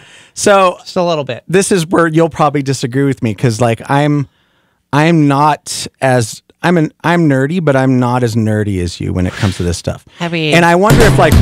Yeah. Woo. Oh my God. All right, go ahead. Just want to talk Spider-Man, everybody. Just I wonder if the culture in general is probably really getting sick of superhero movies and shows. I mean, growing up with that stuff, I love it, but there comes a time where I realize that probably not everyone likes as much stuff as me. And I think we finally have the effects and the things like that to make it pretty legit. So now it's all happening. But I'm sure that, not that I have any sympathy for Hollywood, but I'm sure there's proper actors. It's man, I got to be in a superhero movie if I want to make it. Yeah, I mean, it's those franchises are just monstrous. I will say last night was the world premiere of Avengers Infinity War. Yeah. And I'm trying not to read anything. I'm gonna love and go see. I'm sure, I mean, but it is a perfect score right now, and people are saying it's jaw-dropping, it's epic. Marvel puts it all on the table, and this is hands down the best Marvel film to date. So, what I'm saying, greatest pre-sales in the history of a movie. Oh, I believe it. But let me just take you out of the bubble for a second, Steve-O. Okay? No. I'm not. Go ahead. Part of it, tell me the fatigue. Strikes me as a girlfriend's nightmare. Then you're dating the wrong chick. Yeah, that's what I'm saying though. It's just can't we go see something that's just about these two people that had to travel across the way to find each other and then they hold hands? No. One of them needs to be one of them needs to be a mutant. Boring. And one of them needs to move things with his mind, except for whenever he does it, it starts to kill him slowly. It's it doesn't why does everything have to be like that? No, but everything has to have powers. I mean, listen. There's a movie coming out in May that there's no powers except for the Millennium Falcon. All right, everyone. Talking about Solo, a Star Wars story. That's coming out in May. That has no superheroes whatsoever, unless you count Chewbacca. All right, everybody. Gonna go see some Star Wars with my girlfriend. Just kidding, I don't have one. It's true, I don't know, man. Nerd culture's kind of taking up, over. Though. It's picking up, yes. Because on the flip side, it's I understand the people that would say, nah, man, fatigue. But then you look at the fact that, not condoning the film, but Deadpool 2 is coming out in May, and it has the highest rated pre-sales for an R-rated film in the history of cinema. I mean, it's just projecting up. We only started talking about this because a member of the Starmy chimed in and said, the Venom trailer came out today! And which kind of looks lame. So how much is that, though? I didn't love it. Is there a baseline, ratio or price? Because movie tickets become more and more expensive. So when I start to look at these bottom lines of these sales, you have to wonder, really though? Without inflation? Yeah, without inflation. Well, let's check. Greatest movies of all time without inflation. There's this thing. It's crazy, dude. Watch this. Yeah. I'm gonna type in these letters on this thing. It's What's called that? a computer. What? It's the internet's, and we could probably get numbers like actual numbers that without inflation. What? I know. Hold on. Let's take a phone call while I'm googling. Hey, good morning. Good morning. What I'm looking forward to is a M. Night Shyamalan. Yes, I want him to finish up that series with with Unbreakable. Well, you know they're doing that right now, right? It's called Mr. Are they Glass. really? Yeah, it's called Glass. It's called Glass. It's the third in the trilogy, and they really are doing that right now. Oh my gosh. Yeah, I can't wait for that. I know. That's going to be awesome. Yeah. Because that split, oh my gosh, blew my mind at the very end. Just blew my mind. I was like, just blew it out of the water. I'm down for some meat and movies. Yeah. Like that. There you go. Is Dope. he crazy, or does he really have M. Night had a powers? couple of doozies. Yeah. But Couple of Unbreakable doozers. wasn't one of them. Yeah. Although Unbreakable wasn't really that big in the Unbreakable is box my office, was it? favorite of all of his films. I went back and watched it, and I fell in love with it. And I think I didn't like it at first because I was still on like the Sixth Sense train, you know, Yeah. and I was had these pre expectations of what it should be, and it wasn't until I could get my head out of that space that I went back and I was like, oh my gosh, that movie was so good, dude. And so, There you go. Thanks for the call, man. All right, man. Thanks. All right, guys. All Hey, right. no problem. So, I did my homework. Okay. I've got a list.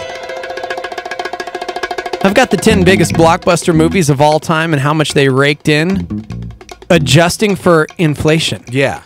So for this list, you look at domestic box office grosses adjusted for inflation to see what like old movies would have made in today's dollars. Yeah, like sheer admissions. Yeah, not just like, admissions. Yeah, like count up the tickets, not the dollars, you know? Or so make an even base price for all of them. Yep, even base price for everything. Yeah. Number 10 of the highest grossing ticket sales of all time would be Snow White and the Seven Dwarfs. 1937. It was actually Walt Disney's very first full feature-length animated film. Did you know that? Wow. First film in the theaters that was full-length, Snow White and the Seven Dwarfs. It made $184 million back in 1937. Wow. So if you count for the adjusted gross today, it'd be over $1 billion. Wow. Number 10. See, that's what I'm talking about. Number 9, The Exorcist. Okay. Yeah, number 8. Yep. Dr. Zhivago, 1965. Never saw it. Never saw it either. Number 7 was Jaws. Nice. Notice no Avatar or any of these so far. Right. Number 6, The 10 Commandments. Yes.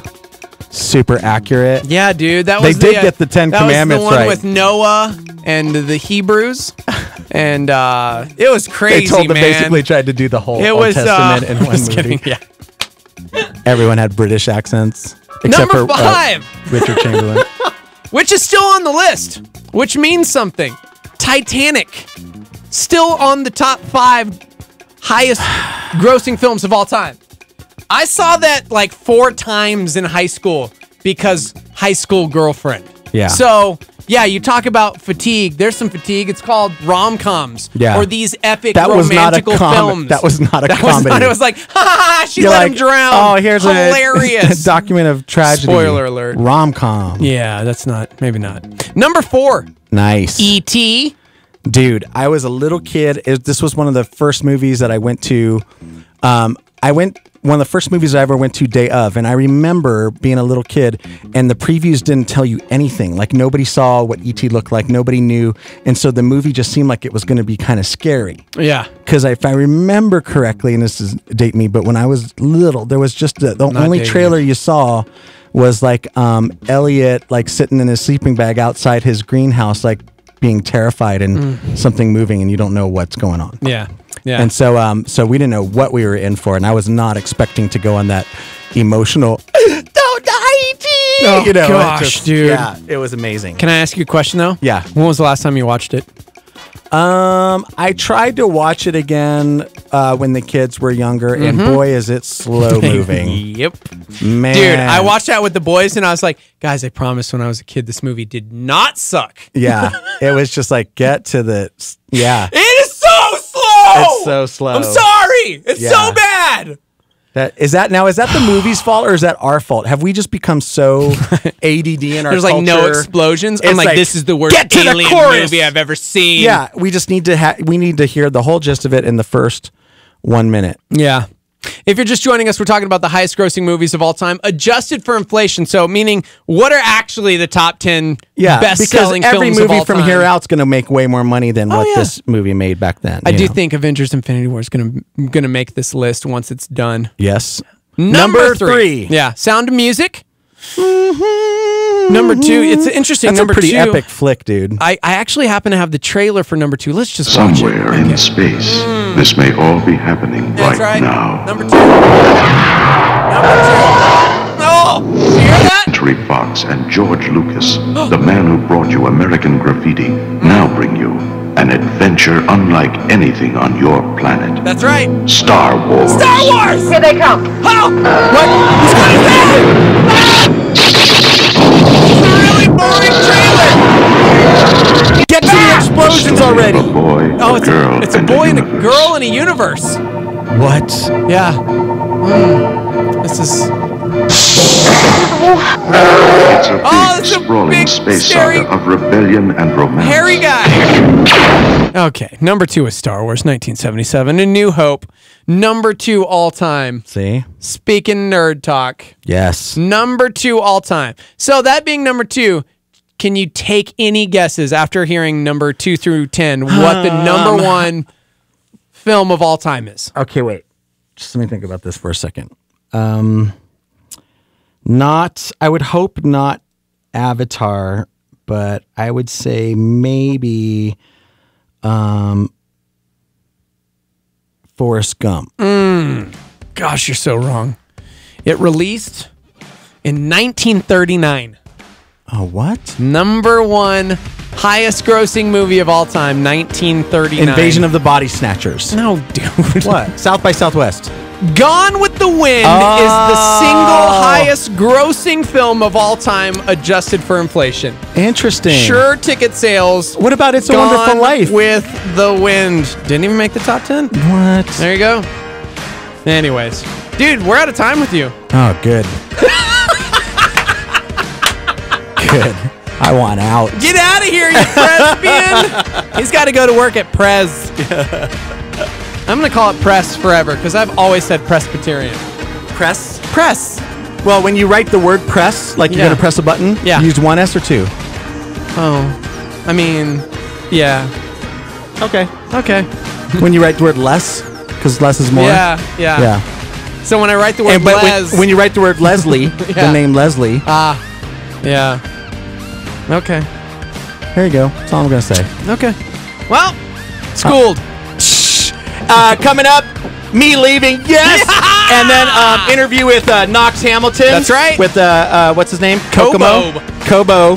He was in the War for the Planet of the Apes. Yeah, and that animation with the strings. Yeah. So Kubo's coming up. Quality Tam Tuesday Annette. up next. Okay, Annette will be on. So good.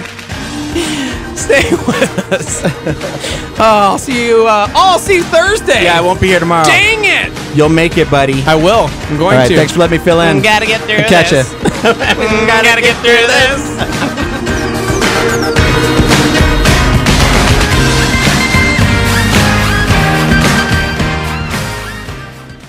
We are creatures of time, bound for eternity. So Skip Heitzig reminds, make moments count. Think about others and place others above ourselves. In fact, the Bible would say, if you want a joyful life, think about others more than yourself. Hotspot. Salvation changes our destiny and our priorities. Ask any relief worker who feels God has called them to do that as well. When they pour themselves out for others, there's an increase in the quality of one's life.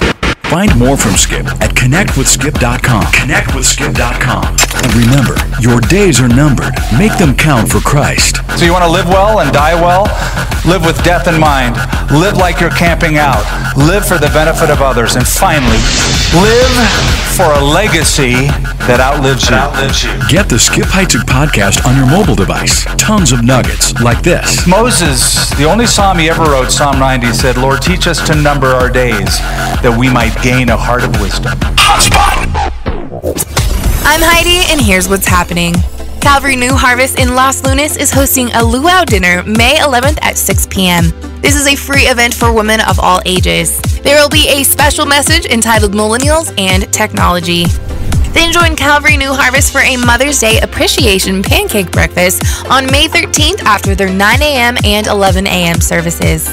They will be honoring mothers and women of all ages. Special worship provided by the group Two or More. The weather is getting warmer and more things are happening throughout our community. If you know of any free events happening in the near future, maybe something free for your community or maybe something free happening at your church, let us know about it and feature it on our website. All you have to do is send us an email to thewire@star88.fm. For more information about events happening in your community and so much more, visit star88.fm. For what's happening, I'm Heidi, and this is Star 88.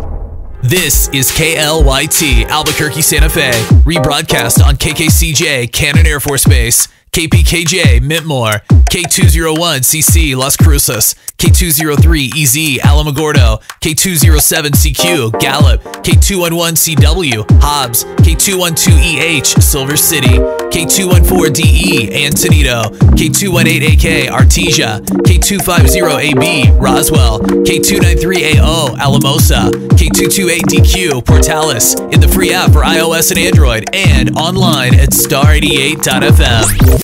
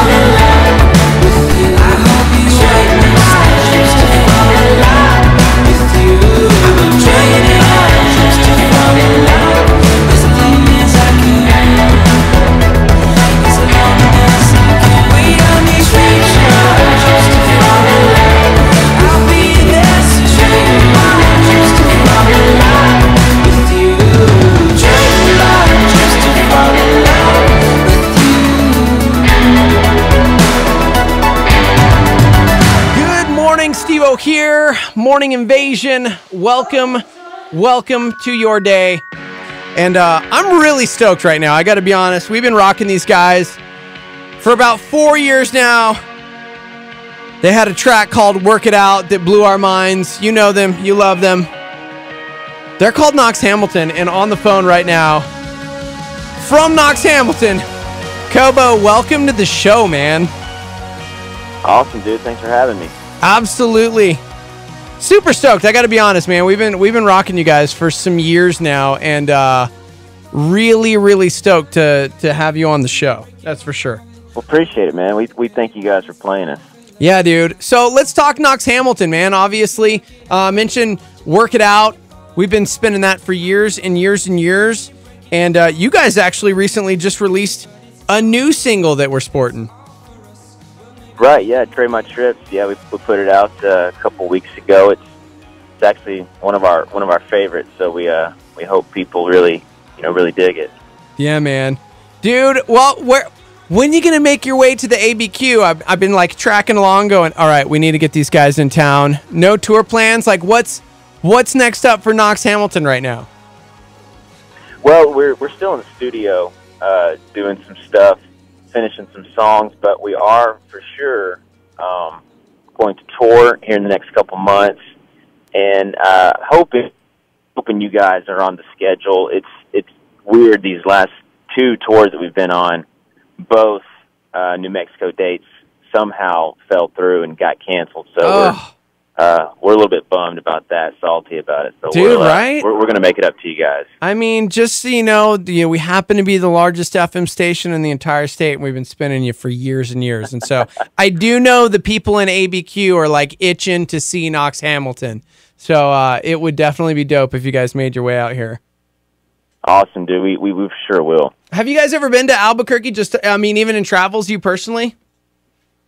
Yeah, we've been several times. Been to Santa Fe, and my brother he's obsessed with New Mexico. He wants to buy some of y'all's land out there. He found like 80 acres on the internet. He's completely obsessed with it. So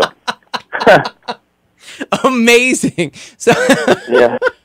Does it have anything to do with Breaking Bad? It usually has everything to do with Breaking Bad. Oh, I'm sure he's a big fanboy. So that and the Saul spinoff or whatever that is. So he's really into it. Dude, so I got to know, you guys obviously in studio right now working on new music. Where are you pulling from? What are your influences? Like, what are you doing in this time period when you're putting together new music? Well, I mean, it's kind of we're doing kind of the DIY thing that's really popular right now, and so we're trying to make it more Knox Hamilton, less of what people not our fans, but I guess label people and stuff, what they want us to do. Yeah, we want to do what we want to do. So I mean, it's everything, man, from goodness gracious, Ready for the World to Tears for Fears to Drake. Ooh. I mean, it's anybody that we listen to, we're pulling from everywhere. Yeah, man. So I think it's going to be fresh and people will like it. Dude, speaking of, did you see that Tears for Fears actually just announced that they are putting out a new album in the fall?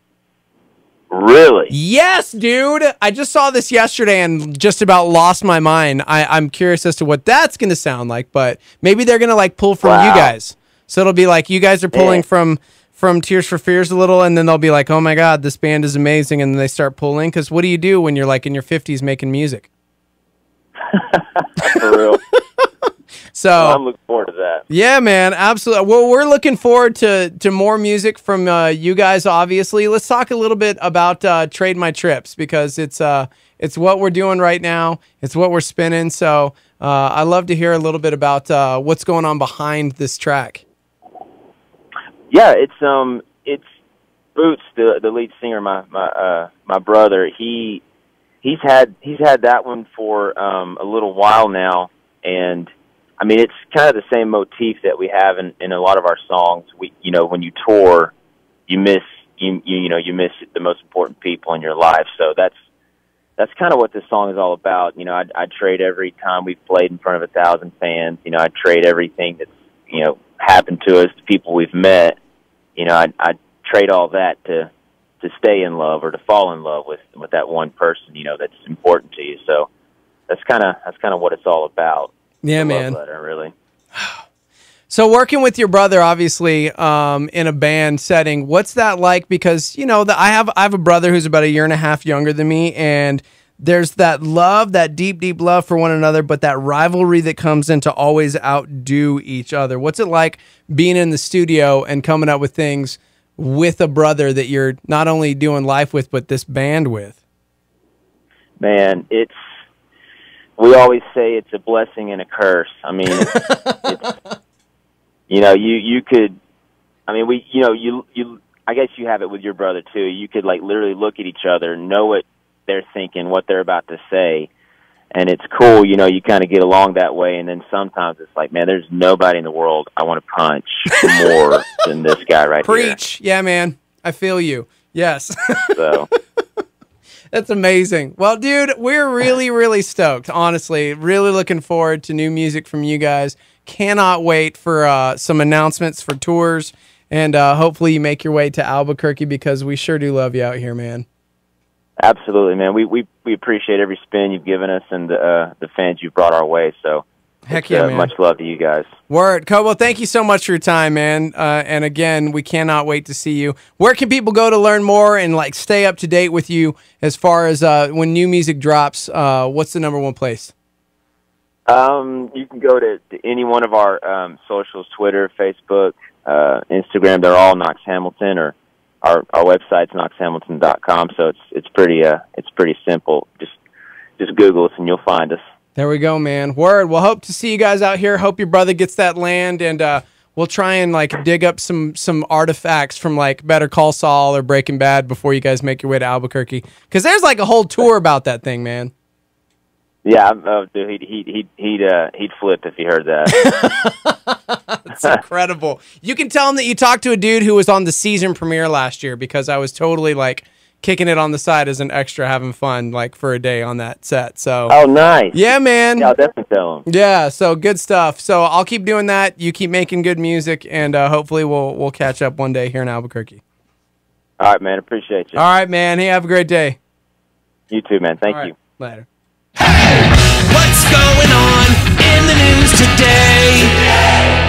29-year-old Travis Reinking was captured after the shooting that left 4 dead in the Nashville suburb of Antioch. He had left his pickup truck at the Waffle House after the shooting. He was last seen on foot wearing only some black pants. President Trump remains confident that CIA Chief Mike Pompeo will be confirmed as the next Secretary of State. Breaking news from Toronto. Police say several pedestrians were hit by a van in the north of the city. Due to rising interest rates, the cost of paying off Canada's debt will grow to almost $40 billion in 5 years. In the case of the monkey who took selfies, a federal appeals court says lawsuits cannot be filed claiming animals have copyrights to photos. The post-net neutrality era, providers now have more control over what you see and how quickly you see it. The defense rests Bill Cosby's sexual assault retrial in Pennsylvania. Young men addicted to internet games can't even hold a job.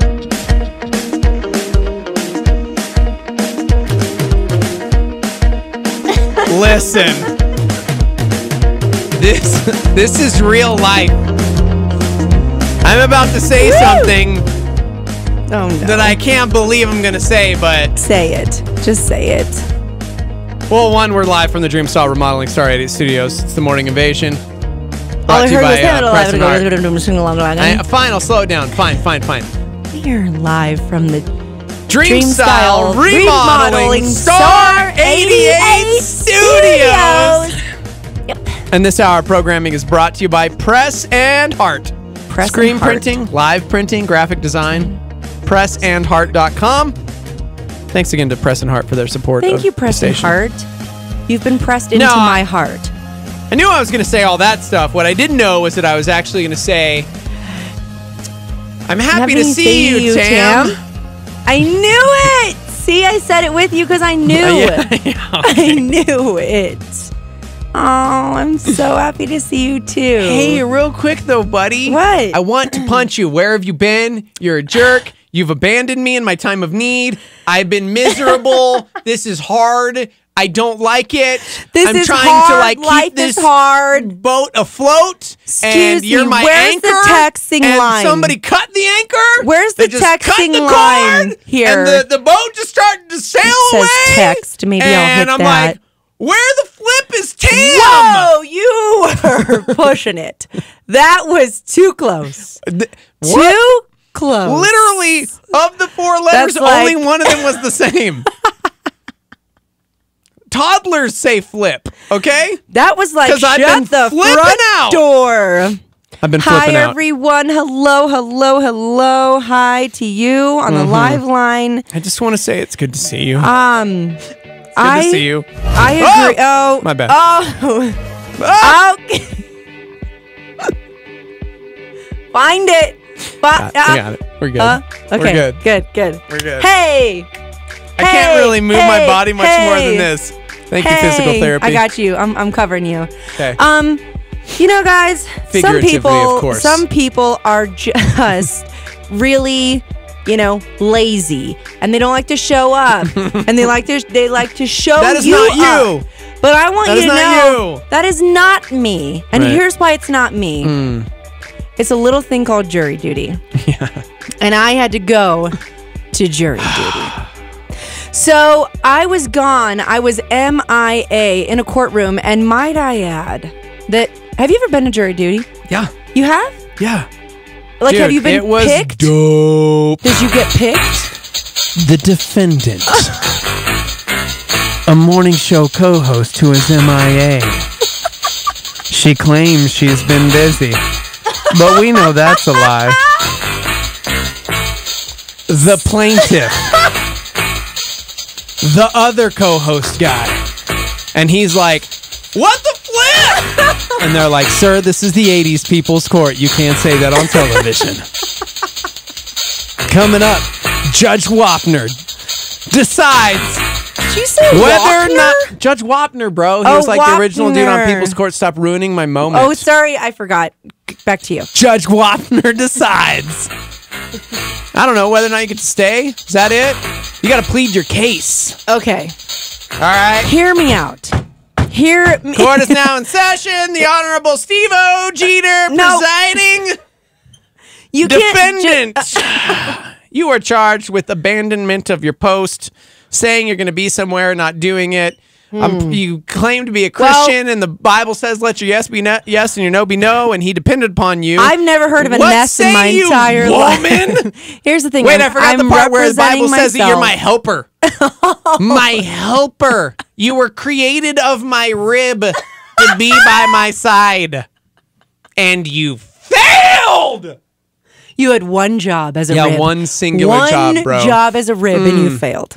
Here's the thing. How do you plead? I have documentation proving You have to say how you plead. that first. How do you I was there at the courthouse, and here's what I did. Is, you know how they go into the room and they tell you, they say you need to go. They call your name, and then you go into the courtroom, and then the lawyers talk to you for a little bit, and so the attorneys have their spiel and whatever else, and then they say, is there anything you'd like to tell us that might not put you as a good candidate for this case? And so I quickly raised my hand. I'm a racist. I hate all races. I didn't, especially white people. I didn't say that. I voted for Donald Trump. That's all you have to say nowadays. Actually, You're gone. you're gone. Just kidding. We love everyone. And so here's the thing. I was in there and I said I would like to talk to the judge. And they said, do you want to talk in front of everyone? I'm like, no, I don't want to talk in front of everyone. Air my laundry out in front of this whole crew. No, I don't. So then I have to wait long, and then I wait in line, and I finally get in, and I'm like, hello. I was like, Your Honor, hi. Due to the sensitivity of this case, I feel that I would have a bit of a biased opinion. Just Sensitivity simply- of the case? I don't remember what I said. Oh my anyway, but what I gosh. basically was saying mostly was that due to my mentorships and that I have a lot of connects in New Mexico, I do speak to women's groups. I have worked in jails and prisons for 5 years while I was going as a speaker over there. So I'm thinking to myself, this is not gonna, I'm clearly not your girl. Right. Then the prosecuting attorney stands up and says, would it be okay if you canceled your appointment on Friday? Thank you. And I'm like, Okay, whoa. What part of this did you not hear me when I said I'm not available? Yeah. I'm busy and I'm biased. I can't do this. And so then old DOA bro stands up. He's like, I was just going to ask the same question. That's all, Who's Judge. DOA bro? DOA, District of Attorney, Defending of Attorneys. I thought that was dead on arrival. Of the Isn't it just the DA? Districts of the attorneys. No, that's the district attorney. Anyway, so there's that guy, and there's two of them, like two on both sides, and I'm just like, I'm getting sandwiched. I'm in. That's it. I'm a turkey sandwich. Who's the turkey? I'm the turkey. So I had to go. Just a sandwich. So then I get back up the stairs, and the bailiff looks at me and he winks, and I'm like, don't you give me that wink. You can take your wink back where you found it. I'm not going in that courtroom. I'm not serving on this case. 3 days later, I'm here. Yeah. And I wasn't here because I did serve on the case. Of course you did. Oh, so the case is done? You know what? It is what it is. You know what I mean? At least it was only a couple days. I got hit with jury duty and I was gone for weeks. Okay, times. I have to call every day for the next 2 weeks. I mean, I got picked on a case. Oh, for and I was on a case for like 2 weeks, and it was crazy. I will tell you this, though. The part that I do love about jury duty is there is this. Not that I've visited it multiple times in 3 days, but if I had. Oh, the cafeteria? Oh, no. Are you? Oh, I thought you were going to say around the corner. So when you go in the room, just walk in the door and then take a quick left. Oh, like in the I mean, courtroom? no, when you're waiting in the waiting room. Oh. I can't say this on the microphone, but I'm going to tell you. Okay, yeah, tell me. And you walk in, and you take a left. Right. And there's a vending machine. What? And it has Cokes inside, and they're free. You just hit the button. What? Okay. I'll tell the people. The people want to know. Okay. You guys, it's no like wonder going. You abandoned me. It's like it's like the free Disneyland of the courtroom. If you can imagine this if you can. And so then you press the button and just Cokes start coming out. You can have whatever one you want. It's amazing. Man. Of course, when you're on a sugar high, then you're like, whoa, whoa, whoa, whoa, whoa. But for the most part, it's really delicious. Dude, I got on a case. Yeah? We were there for like 2 weeks. 2? I can't talk about the case much. I know, but here's what I can say. There was a visual eye doctor of sorts. I have something to tell you about that. Yep. Who was being sued? You look just like a visual eye doctor of sorts. Of sorts. Number 1 or number 2? I hope you guys are watching online because this is A 2. or 2? Okay. 2. Okay, now 1 or 2? 1 and 2. Or 2. You gotta wait till I say 1 or 2. You're not even letting me flip the things. 1? Yes. Or 2? Oh, 2. 1 or 2? 2. This is 1. This is 2. 2. Okay. 1 or 2? 1 or 3. No, 1 it's or 2. It's supposed to be 2 just or 4. 1 or 2. No, you're supposed to switch it. I hate going there because I'm always like, they look the same. Wait a second. They all look the same. Are you lying to me? Was your Are you flipping stuff? Eye guy in the courtroom? Okay. Okay, can we get back to this? Okay, reel it in. Okay. Reel it in. I was on a case. And an eye doctor was like, I think he was being sued. Yeah, he was being sued. Because a girl did the eye thing, laser thing. Yeah. Went blind. Oh, no. I hate stories like that. So we're in there. We're in the case. We're on the case. Chase was on the case. Chase was on the case. For weeks, Rubble is on the double. Anyway, I do have nieces and nephews. Paw Patrol! Paw Patrol! Na, na, na. Don't know the words either. Paw Patrol! How do we not know the words? Okay, Paw Patrol! The double, rubble, Marshall. I don't know. I don't know either. I have to call my niece. Right. However, you asked me Dora the Explorer. Yeah. I'm your guy. And it's not Dora the It's Dora the Explorer. No, I always say but Dora. I say Dora also. the Explorer. Because it's like, listen, dogs. Dora the Explorer. Like you did that on purpose, but now it's biting you in the butt. Yeah. Because we're never going to say that. Never. Can you finish the story about this guy and the thing? Because I have something to tell you about the doctor. So we're on the case for like weeks. Great. And we're going through everything. Like and it's 9 like weeks. this guy and that guy and this witness and that witness. I object. And this character guy. Approach the bench, and it was please. like, oh, I'm not I even know. kidding. I get There it. forever. Oh. Finally, bakakao! What Jury to happened? go deliberate. Not being funny, guys. This is what happened. Won't talk about the case at all, but I will say this. We're in there and everybody's like, he jumped over the thing, didn't he? no, it's pretty clean and cut and dry. Like, not guilty. Literally cut. Very clearly. Very clearly. And then all of a sudden, say it. One dude in the corner who slipped through the jury picking process goes, I think he's guilty. What? And we're like, what makes you say that? We're looking at all the evidence. We're doing this. We're doing that. We're checking everything. And he goes, one time my cousin went to a doctor and this and that. And bro, they left scissors inside him. I'm not even being funny. I'm not even making this up. And we were like, I'm sorry, what does it have to do with anything? What is it? Like literally, like, I'm sorry. What does that have to do with anything? And he's like, I'm just telling you, doctors are shady. I'm not being funny, guys. I'm not making this up. So it went from like, on the jury, we're done with the jury, and everybody's going, oh, praise be. According to the evidence, this dude clearly, woo, good to go.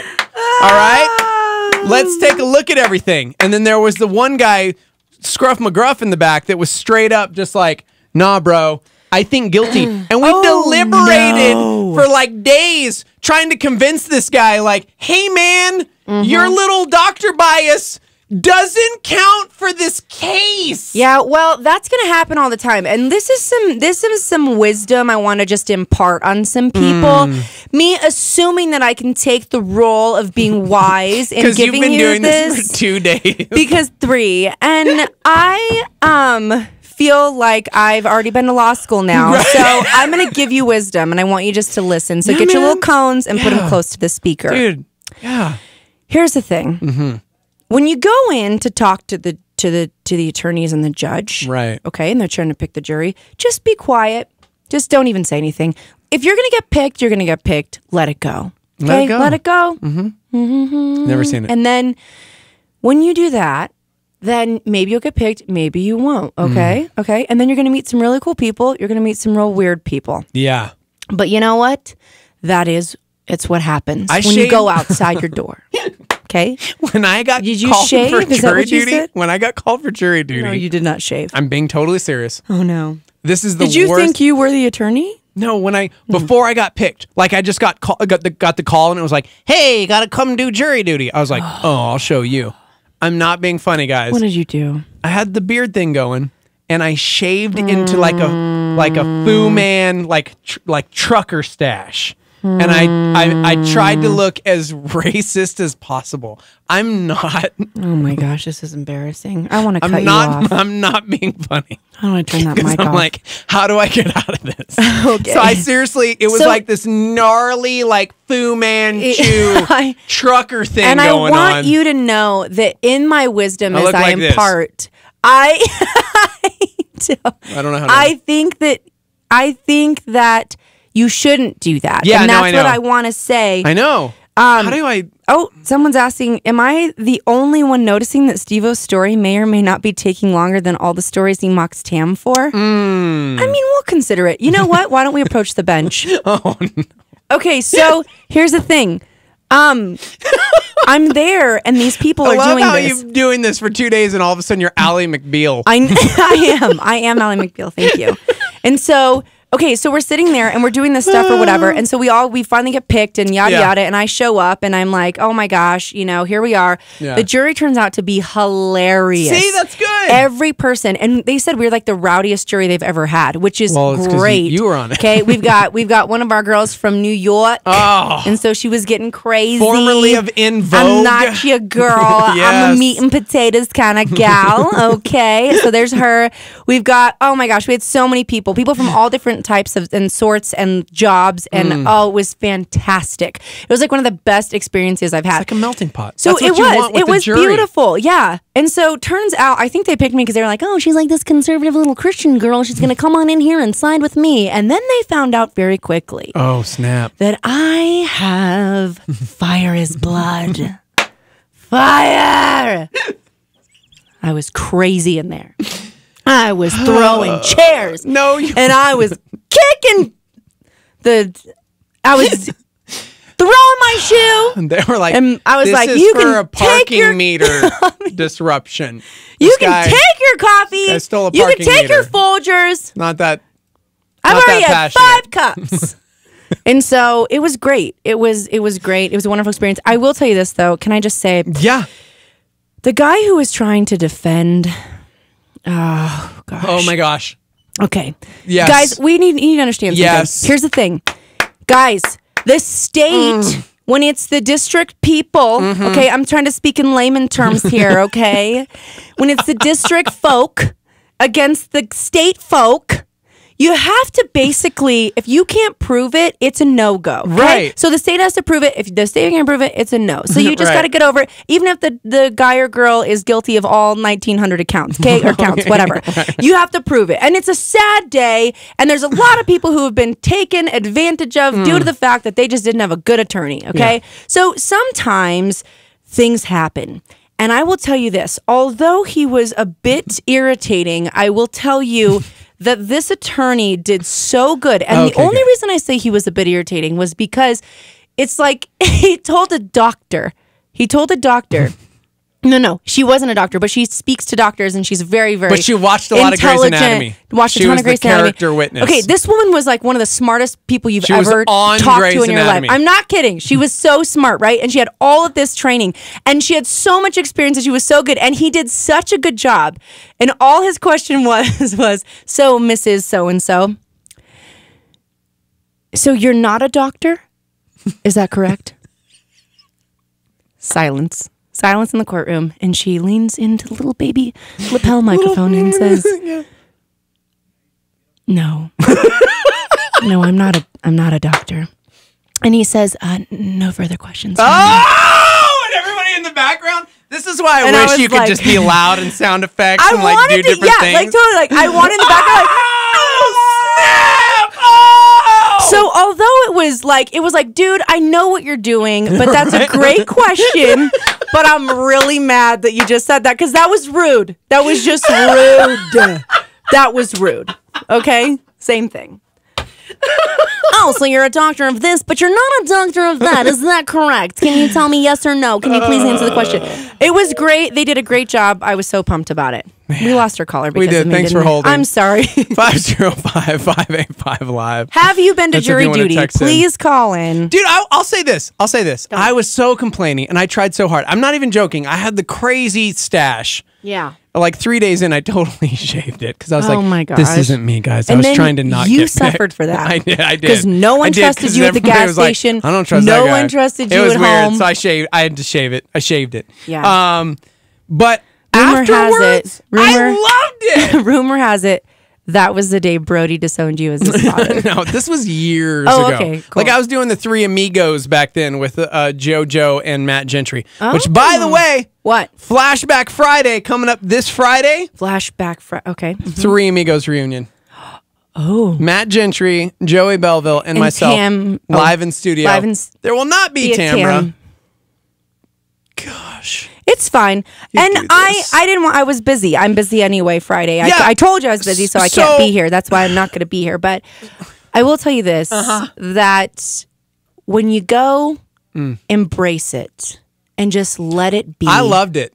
What it is. I absolutely love jury duty after the fact. There was the prosecuting lawyer. She was so great in the sense that like they were going at it. It was just the best thing. Okay. Oh, do we have a caller? Because I really want, but I want to tell you the story. Well, tell the story. Okay, then. so really quick. He's like, I object. She restated a question 8 times. 8 times. You could see the frustration on her face, but she just sucked it up and she did it. And she was like, I'm just gonna do this. and it was amazing. She responded so calmly, and he just kept on. I object. That's hearsay. I object. Facts are not in the evidence. I object. I object. I object. Let me guess, you object. And he did a really good job because I was truly on the fence. I mean, that's what you're supposed to do. And that's what you were supposed to do. So they were wonderful. Oh, that's weird. We got a phone call. Somebody calling in? Yeah, okay. 505-338-3700. Hello, welcome to the show. Hello. Hello. Please tell me this is someone I was on jury duty with. No, but I have been in jury duty. Beautiful. And what was your experience? It was a DWI case, and I'm sitting there, and they're like, "Can you be fair and impartial?" I'm like, "Well, here's the deal, my guys, my bros. I am a youth pastor, and I deal with lots of alcoholism in this area, and I see how it tears people apart. Yep. I have alcoholics in my own family. Yeah. I'm not super fond of alcohol myself. Never had a drink. So being partial here would be tough for me. But tell you what, I'll do my best. Good for you. I'm just trying to be fair and blunt. And not only did I get picked for the jury, I was made the head juror. No way! See, that's so much. That's fun. We were in the deliberation room for maybe 20 minutes. And we were only in there because I kind of had the bright idea that we should probably stay in there a little longer so that it feels like the guy got a fair trial. Oh my gosh! No! No! And we're Do like, not give us your 'cause name. Everyone's like, yeah, dude's guilty. So we just talked about local politics and small town talk. Yeah, great. Incredible. And we're like, we've been in here long enough. Wow. Wow. And that's Guilty on all what charges. people... Amazing. That's what people... Well, thanks for calling. Get to look forward to. Good old Teach. What? Man, sometimes... Yeah. Like, you got to be careful. Because, sometimes, like, you really got to take it seriously. Like, if this person's going to jail for 40 years, like, you got to really think, like, okay, am I really being neutral? Because, even though I did tell them I was being a little bit biased on some, like, that I would feel like I could have to be biased, when she directly asked me, she said, is there anything that you feel, is there anything that would keep you from taking a neutral stance? And I said, well, once chosen, I would make that decision to be neutral. Because I don't know if I could sleep at night knowing that I was just being biased. Well, no, you can't be biased. Favorites. That's the point. That's like, I wish it was a job. Maybe she saw that in my eye. I would be She dope knew at this job. I couldn't sleep with myself at night. Okay. That's what she knew. Somebody said I served on a jury for a murder trial and now I'm hooked. I wish they would alys call me for jury duty. I was just going to say that I'm kind of hooked. Dude, I loved every second of it after I got called. But I did almost go to law school. I see, and my wife always says I should have been a lawyer when we argue. So yeah, I'm really good at it. Do you object at everything? I looked her in the eye last time we were in an argument and I said, I'm sorry, are you a medical doctor? What'd she say? She said, mm-hmm. No. No, I'm not. And I said, no further questions, Your Honor. Judge. Turns out you won the fight. I did. I always win the fights. Oh. You know why? She and I need to go to lunch. I'm like Screamy McScreamerton on the morning show, but when I get into fights, if I get into an argument, see, in an argument, that's how you know I'm actually really mad, is when I go. I was thinking I could do maybe some court mediation. Because I really like when the room's heated, how to bring it back down. I like bringing things back to the core. Just bring it back. And for no ill intent, no manipulation, just because I want to bring it back down. Dope. Phone lines are like jammed. Phone lines, hi. 505-338-3700. Did you hit it? Hey, welcome. Hi. Hi, guys. It's Britt. Oh, gosh. Hi, Britt. Britt Romney. Which, by the way, my man Mitt Romney, last night, Utah Jazz, courtside, he was wearing a custom Utah Jazz Mitt Romney jersey with the number 5 on it. Yeah. And he was like trash talking Russell Westbrook. He should have been our president. I love ramen noodle as well. How are you, Britt? Shut up. I'm Don't good. mock. Were you on a jury as well? Oh my gosh, you guys! I have the funniest. Well, I think it's funny because I was there. I'll probably think but, it's okay, funny I got too. summoned to jury duty. Okay, Okay, and tell me. I was like 21 years old. I'm like, why would you let someone that young be on a jury? Right. Honestly, like they don't know what the heck they're. You Anyway, still don't know what you're talking about. Huh? Yeah, exactly. 26, and I'm still lost. What are you talking about? So anyways, I go to jury duty, and, it's like we have to go in the waiting room, and then you go in the court, and it's like, is anybody here, acquainted with so-and-so, or do you know somebody with the last name? They ask all these questions. Garcia, you're like, everyone's like, I'm out. Yeah, exactly. I ate at Garcia's once. Great enchiladas. My last name is Garcia. Yeah. That's actually you my have an mom's Aunt Rosa. Everyone's like, I gotta go. Got it. So anyways, I'm sitting there and I'm cracking up because there's this awesome lady sitting next to me that goes to God's house. And her and I are literally, hey, calm down. Her and I are literally just cracking up because there is this guy in front of us who is higher than a kite, you guys. He is nodding And kites out. get high. They get so high. Kites. Nodding out. It's bad, okay? And the girl sitting next to him is every question that they ask, she's against it. She's like, oh yeah, I know them. Oh yeah, no, I went there. And the jury, and the people who are looking are like, okay, are you being honest? So then at this point, this guy, I think he thinks in his head he has to say that to everything. So he would raise his hand and say, oh yeah, me too. Oh yeah, me too. And he would nod out every single time afterwards. The security guards had to come and escort him. See, you don't want that guy in a jury. Don't want that guy in a jury. No. That's you my don't. favorite, the jury picking process. I like that story. I think we're better people for hearing it. Thank you, Britt Romney. No, and then this is the greatest part at the end when they're taking him out. He's like, it's all right. I'm on probation anyway. Oh my gosh. Yep, there it is. Start with that next time. Nailed it. Yeah. That'll take Amazing. you straight not home. Yeah. Bye, guys. Bye. Bye, Britt. Bye. Britt Romney, everybody. Dude, I'll tell you what. Somebody just chimed in and said, but doesn't jury duty ruin every movie that has a super dramatized court case? I'm like, Da-da-da. that's not what's supposed to happen. It does kind of ruin that.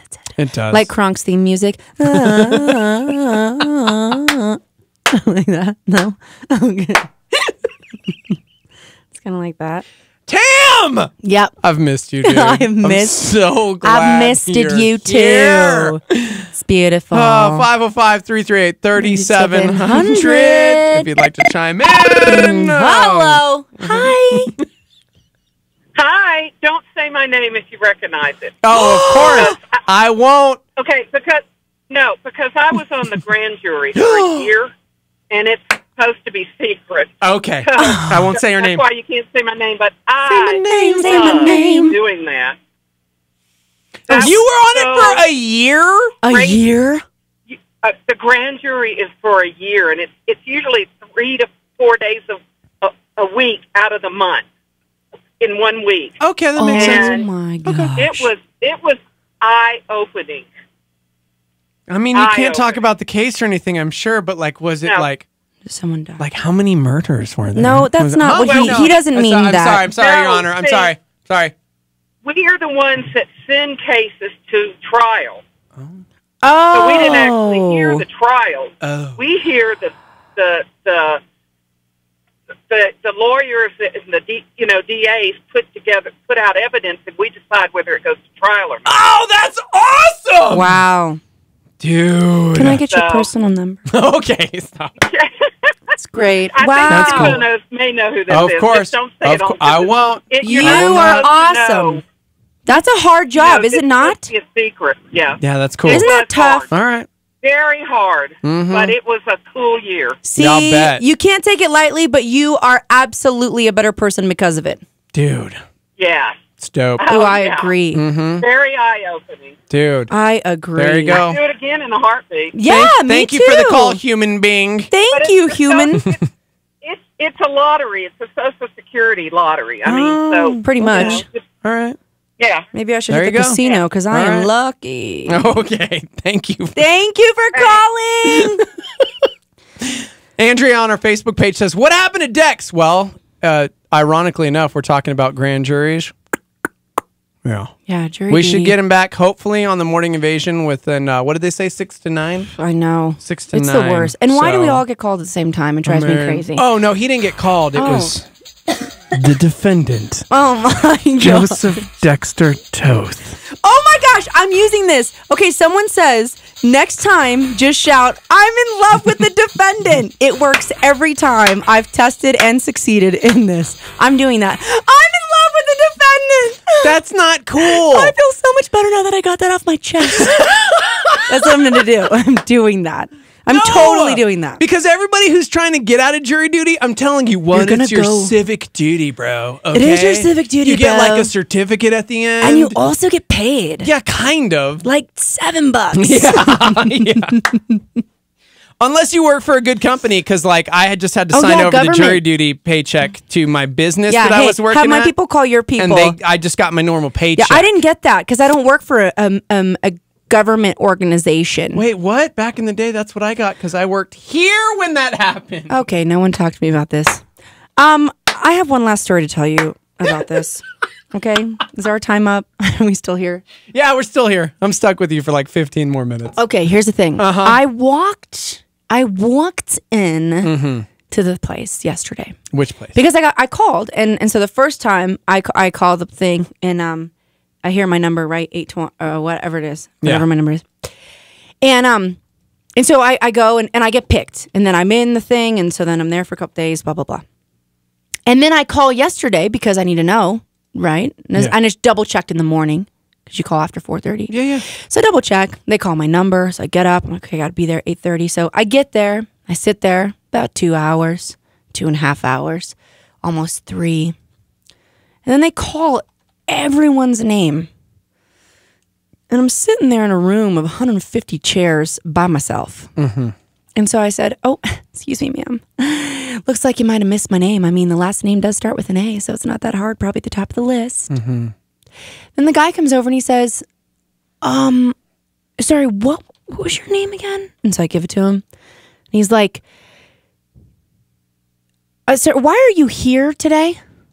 And I said, okay, jokies, like, let's jokes on Tam or what? No. I'm here for jury duty. And you want to know what he told me? What did he tell you, Tamara? He tells me, I'm really sorry. What number did you say that you were? And I gave him my little ticket, my little green bright ticket. And he says, that's actually not your number. So I looked him in the eyes. And after he finished laughing at me, I said, hey, simple mistake. Maybe, the black part of the bottom of the number was rubbed off. So it looked like a 3. A 2 really. And a 2, half of a 2. I waited for 3 hours. Yeah, it's like on much my like the day story. off. And I was furious. But I just laughed it off. Because the day before, I got a coffee. And on my way in, I ran into a tree. And it took my coffee. So, back to back kinds of things like that.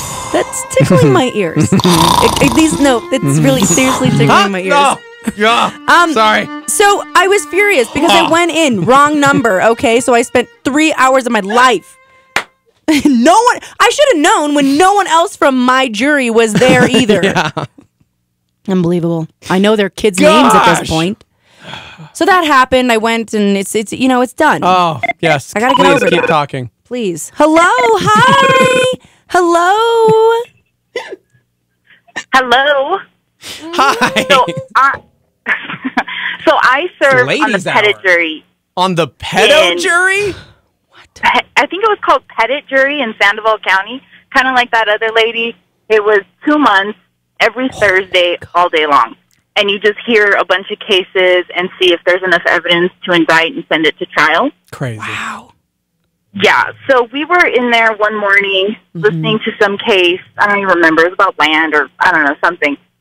We're in there for hours, and I had to use the restroom so bad. And I kept thinking every half hour, they're going to break. They're going to break. Any minute. And they never, any minute that was going to happen. And they didn't. So I stood up, and they all turned and looked at me and said, what are you doing? I said, I am going to take a bathroom break. And they said, you can't. It's in the middle of the testimony. And I said, well, that's why we have alternates. I'm leaving. And I just got up and I left. And I went and took a bathroom break. And when Are I you got out, serious? I didn't even know that's why they had alternates. Yes. For pee breaks. Hey, it was like Seinfeld moment. I had to go. Yeah. So when you got to go, you got to so go. I did. What's kind of cool is I found out you can send the judge a note. So like we were sending the judge notes because we had questions. But I would probably in that moment like write a little note, be like, "Hey, potty break, check yes or no." Thanks. Like I would have done that. Well, there was no judge. It was just us, the attorneys, and like a clerk or something. Wow. Oh man, that's Thank rough. you for the and they call. haven't called her back since. Ever. Oh, is that P girl? Don't leave me ever again. Something that made everything so much better was just listening to the arguing going back and forth and all of the evidence that was being presented and then the funny jurors and just it was great. But we got to talk to some attorneys afterwards and it was fantastic. And I got so much information. About and that's what? why I'm going back to law school. No, you're not going to law school. I'm thinking about it. You know, I used to work for a law firm. I was the vendor relations manager, so I would go talk to the VIP companies. She worked for Coca-Cola. She used to fill up the vending machines when they were empty. Not That's true, what she but did. I would have liked that. That's what she did. Oh, I get it. Vendor relation. I get it. That's funny. Thank you.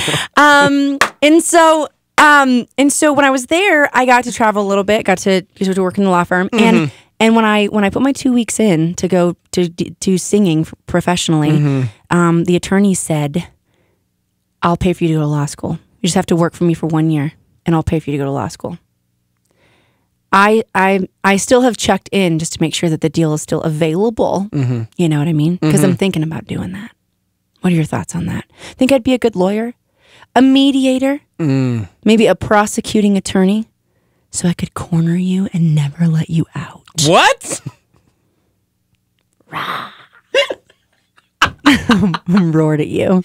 Gosh. So there was that. What made it better was that I got to see the Beatles last night. Yeah, I saw that all over your Instagram. What's my handle name? 19 stories. At Quality Tam. There you go. There it is. You're a fan. Like a huge, super fan of the fake Beatles. Okay. Of the fake Beatles. I'm so glad you brought this up because I was watching your Insta stories and you were losing your mind on fake Beatles. It's as close as I'm gonna get, man. They're dying off. Wait, they're not dying off. There's singular. No, wait, Ringo. Yeah, Wait, two. They're dying There's off. the duo. Okay, the combo, so the tag team, Ringo and Paul. That's it. a good friend of mine allowed me to have the 8-volume series DVD set, and I have watched it, and I am just, oh my gosh! See, just listen to them. I should have saved a story from earlier for you. The 100 best boy band songs of all time. Yeah. And this was number 3. Give it I to want me. to hold your hand. What was it? Yeah, I want to hold your hand was number 3. See, that's amazing. Number 3 all-time So boy they're band songs. timeless, obviously. They don't age, which is why they look so They're great the last Beatles, night. so it's like, oh, it's the Beatles. And I'm like, of course. I will say this, that they did a good job impersonating. Faking it. They Lying did. to you. They did. They're liars. But when I went in all fairness, I Yeah. knew I was being lied to.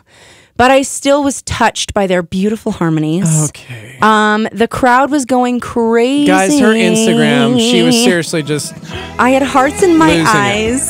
And I just, it's so good. And I'm just like the biggest Beatle fan. And I like when he sang Yesterday. Be honest, the first time you heard that was Boyz II Men. Go ahead. No, that's true. So when I heard that, I knew it. I knew it! I got teary-eyed. And I'm going to admit it, and I know they're not even the real ones. They're not the real guys. Yeah. But the way he sang it was so great. And it just like, and the way he played the guitar. And like, it just, I don't know, he sounds kind of like childish, but he's like an adult. Oh, that's, You know?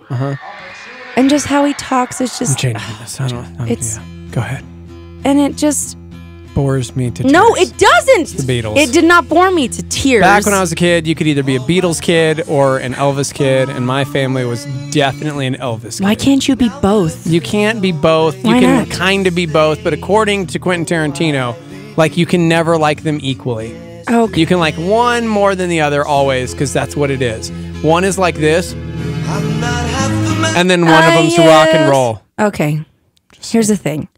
Elvis is I'm gonna a get in different trouble guy. with Skip on that one. He's a 'cause he loves the different Beatles. guy. He's also the guy who maybe gave me the Volume 8, okay? Of course. But and so I loved it. I loved every minute of it. And I was one of the younger people that was there. Of course.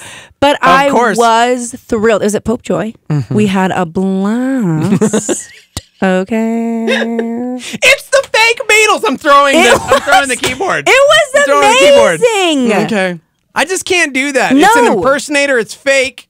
No, it It's was not real. Well, what am I going to do? Bring him back from the dead? Well, no, you can't just get over it. I would never go see over a fake Nirvana. Faux Vana. Like, Okay, no. Vana has no place here. Oh, my. Because they're not as old as the Beatles. Yeah, but still, Kurt Cobain is very dead. No, but still. But I would never go see a band that was like, hey, guys, we just really like this band. And so, like, we just sing their songs and sound like them. No, because the Pope Joy Hall would not have filled to the brim if they were terrible.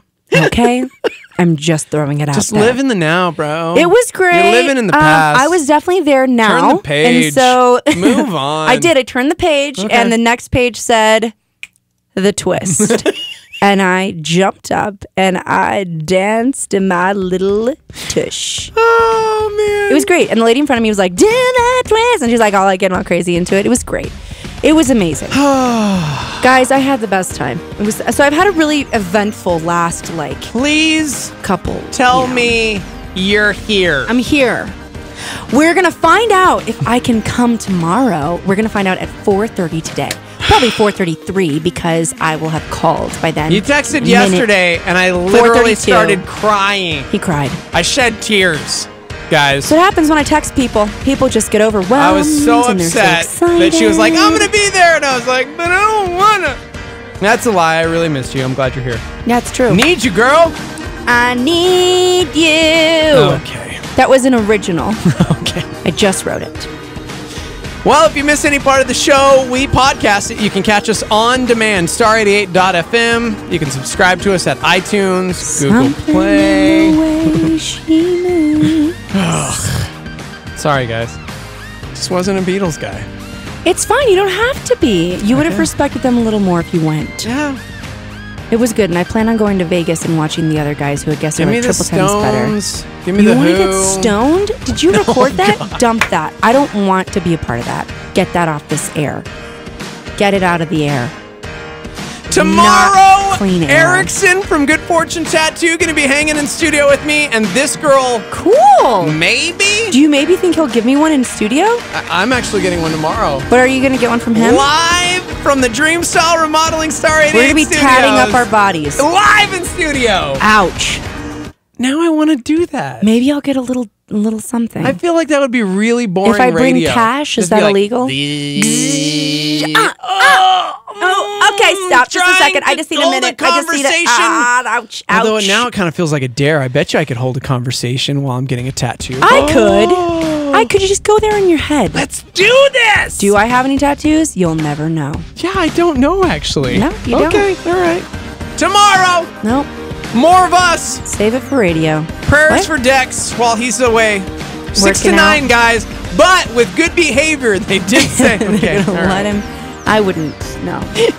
Just You tell want him an the update truth. on He's Dex? a trainer. Facebook.com/star88fm. Boom, baby. Get there, check it out. All right. Miss you guys already. I'll see you Thanks tomorrow. for this show. Maybe we'll find out at 4:32. All right. Love you guys. Miss you.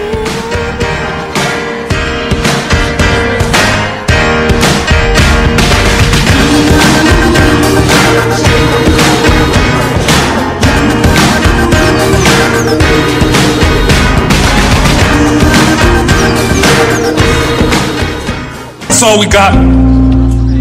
There ain't no more. That's right. Time is tight. It's the end of the show. You are my strong tower. Cutlass in concert. Cutlass at Inn of the Mountain Gods on Friday, May